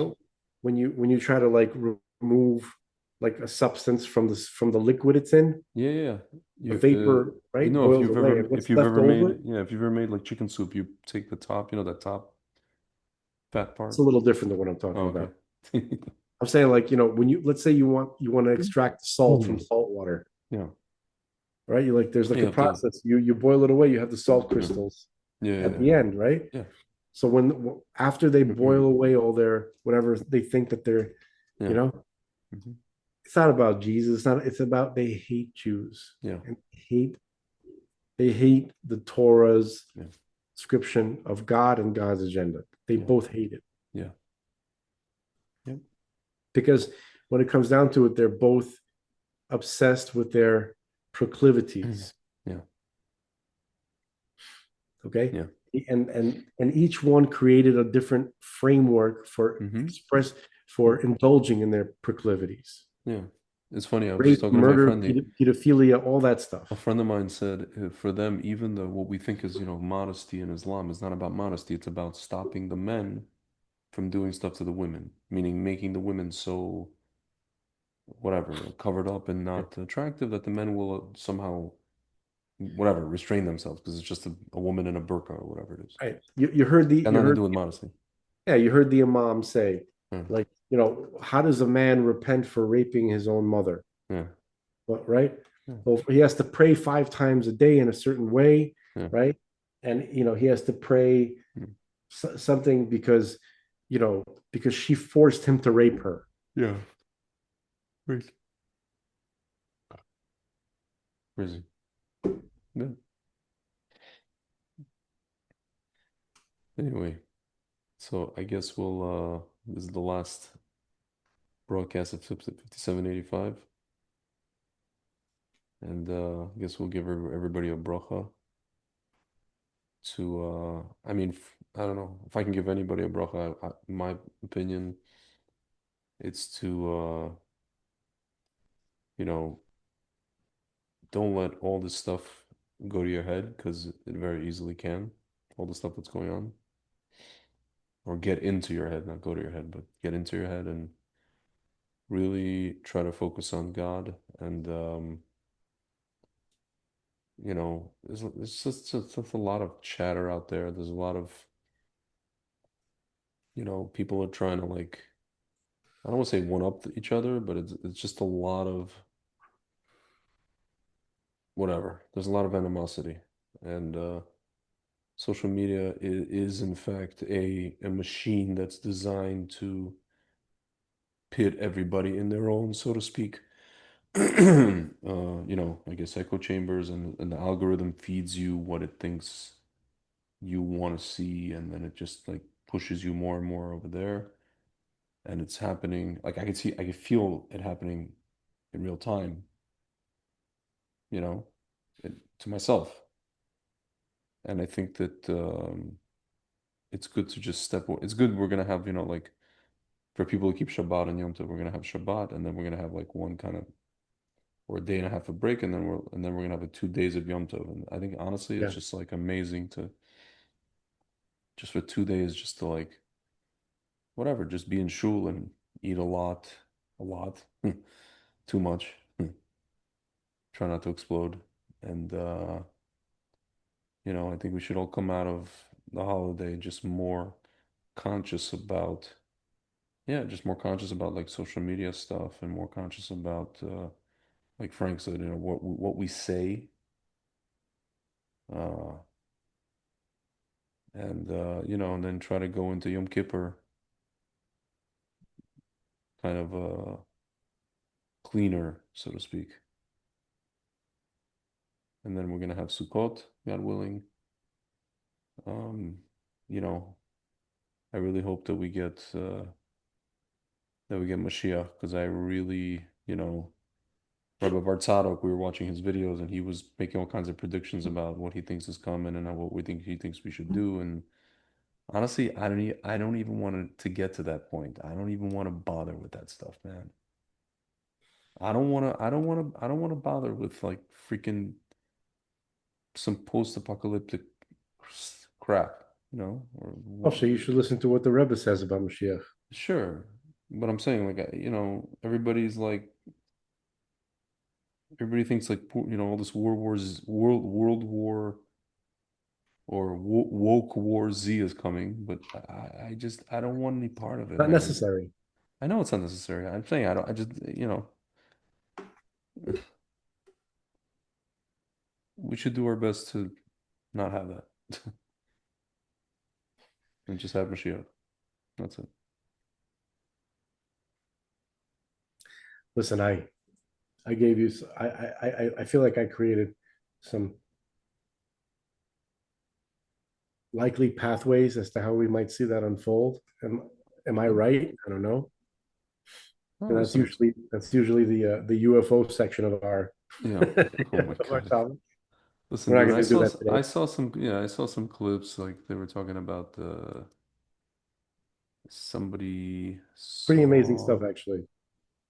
Not the balloon thing, but there were some some footage that they yeah, actually posted some of it today. We're not going to do it now, but yeah. that are pretty remarkable. And top, you know what the next, by the way, the next like hearing kind of thing is. Hmm. It's going to be with with congressional and Russian parliament. They're going to have a joint hearing sharing. Is it at all possible that when the next hearing happens, there is absolutely nothing else in the news? Nothing. Not interest rates, not Russia-Ukraine war, Assassinations. not assassinations, not freaking 9/11 this, not that. Just all eyes on this freaking thing. That is what I Of course, it's want. possible. God's the one doing it. I know, I understand. I'm saying God. Is it all about that's what I'm talking to right now. I'm not Yeah, talking to talk you. to God. Don't look Yeah. at me. I'm not, yeah. It's just yeah. Remember God. remember the stripper? Yeah, I get it. I get it. Yeah. I'm not the stripper. Yeah, I know. Anyway, whatever. It's just like dude, it's like that time, when they released the Pfizer documents on the same day that Putin went into Ukraine. I'm like, oh my God. I was just like, I was waiting for this. And then, of course, okay. And then everything just shifts over to. Listen, dude, I'm good with skipping the hearing altogether and just having these motherfuckers show up. Yeah, of course. You know? Of course. Like the Marshmallow Man walking down Madison Avenue, whatever. Yeah. I guess. Speaking of Madison Avenue, what's his name? Passed away. Robert Redford. What does that have to do with Madison Avenue? No, there was a movie. Did you see 3 Days of the Condor? They filmed it in that whole neighborhood, Madison Avenue, Park Avenue. Remind me what that movie's about. He was a CIA guy, and it was whatever. It was like a thriller, blah blah blah. It's a pretty good movie. It's a pretty good movie. The movie that I most associate with Robert Redford is The Sneakers. Sting? Oh, okay, I was gonna say The Sting. Yeah, The Sting. I like The Sting. I must watch it like many times. I like Sneakers because it was like I think it was like 1990. It was in the 90s, yeah. And it was a cool movie. All right. I don't remember That's the it. movie. I remember the title. I don't remember the movie. Dan Aykroyd was in it. Oh. Sidney Poitier. River Phoenix. Yeah. James Earl Jones. Hmm. And Nice. Ben Kingsley. Dude, there's no more actors. All the actors today are like, Javier Bardem, Free By the way, Palestine. okay. Look, before we go, I got to talk about the Disney pirate captains. Yeah. Yes. So there's something about Groypers and being a goofy character is important. Yeah. Do you realize that? Do you notice how they all have Yeah. to be some kind of caricature? Yeah, they're all goofy. Yeah. Yeah, like Yeah, Ian like Carroll. we got Captain Hook, then we got the Captain Black Sparrow. Ian Carroll is also one of these like piratey kind of figures. He's a goofy. He's a different kind of goofy character. He's like, I don't know what he's like. You know who Ian Carroll is? He looks like he's from Boogie Nights. I don't know what he is, but he's some kind of caricature. Okay. But right now I'm focusing on the Disney pirate captains because I can't ignore that. Because just this in the past 2 weeks, we had the guy from Oxford Union. Yeah. Oxford. Okay. Right? George Abawamba, something like that. Whatever. Right? Yeah. Chumbawamba. Whatever. Okay? Yeah. Wakanda. Yeah. Right. And I said Captain Black. And he's there talking shit about Charlie Kirk, and he's totally dressed like Captain Jack Sparrow. He looks like he just got out of bed. Jack Sparrow got out of bed. Yeah. Okay. And then a few weeks before that, or a month or two, or something like that, we had this other guy who looks just like Captain Hook. Yeah. From Disney's Peter Pan. Exactly. The hair, the mustache, everything. Yeah. Okay? Yeah. Keith, can we show the folks at home Captain Hook? This will be the last thing, then we'll go. Okay. Keith. Oh my God, what was his name? Holland. Keith Holland? I don't remember the name. Groyper, Keith Holland, maybe something like that. It's possible, yeah. Just no, maybe you could like go on Twitter and just go Keith Holland. Okay. People need to see this. People need. Nobody knows what we're talking about. You have to see this with your eyes, folks. This brought me such joy, by the way. Oh, this clown, yeah. It looks like Look at him. A Disney character. What the fuck is wrong with you? Look at this guy. Yeah. Look at this guy. It's Captain Hook. Yeah. When was this? Like a month ago? Yeah, a month ago. Oh, a little bit more already. August Okay. 11th, yeah. Okay. So here you go. This is my post. Here we go, folks. Here we go. On the left, we have. See, I was nice here. I said Captain Jack Sparrow impersonator, but really it should be Captain Black Sparrow because look at him. right? Yes. That's the joke. Okay, and then so we have, and then so we got Captain Sparrow, and then on the right we got Captain Hook, and now we got this other Javier Bardem, another Disney pirate captain. Yeah. Yes. And he played like some sort of demon guy, whatever, one of these movies. Yeah, No Country for Old Men. Yeah, Oh yeah, no, I saw you wrote something right. like, "Oh, Yeah, I yeah, can't believe it's not like this guy played a demon or anything like that." yeah. No, I wrote. So what you're telling me is that the biggest creep in Hollywood, who always plays the biggest creeps and murderers, It's an right? actual creep. Yeah. Right? You're telling me he supports the biggest creeps and murders on earth, the Palestinians? So what you're saying is that he's not that good of an actor, he's just playing himself, basically. Yeah. Did you hear what Randy Quaid? I actually posted. Randy Quaid said something about it today. Yeah. You saw who? it? No, about who? About Javier Bardem? Bardem. Yeah. I did. I saw he said something. I don't remember what. Yeah, I posted it. Hold on, let me see. Oh my God. He wrote, yeah, Kimmel casually pulling information. Oh yeah, he said zero mention of October 7th. Oh yeah, he said brain dead. I did Zero a film. mention I of did October a 7th. film with Javier. He played a ruthless Jew hater who tortured down the Department for Jewish Faith. Not far from this heartless video. Yeah. Crazy. Crazy. Unbelievable.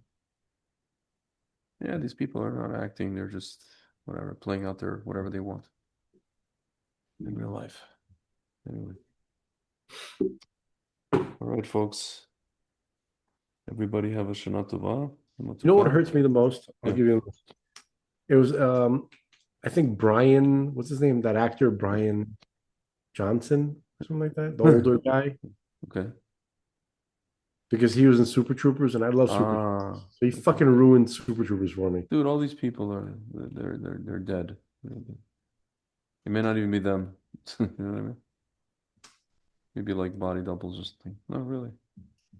I think I wrote something the other day. I was like, if I'm honest with myself, there's like 3 movies that have like stayed with me. Yeah. Ghostbusters, The Goonies, and The Golden Child. Okay. Star Wars is not even part of me anymore because it was ruined by Mark Hamill and that retard Harrison Ford. Okay. Yeah. I don't even care about Star Wars anymore. But those 3 movies, so Hollywood has not produced anything of importance to me for 40 years. Okay. So I couldn't care if that whole industry dies, personally. Yeah. Oh, we got the pickle girl, you know. Yeah. Like the, Yeah. Anyway, we'll leave it at that. Yeah. All right, folks. Look, folks, Mashiach, that's the only thing that's worth talking about. Shana Tova and Mashiach now. And that is it. All right. Sayonara. Well,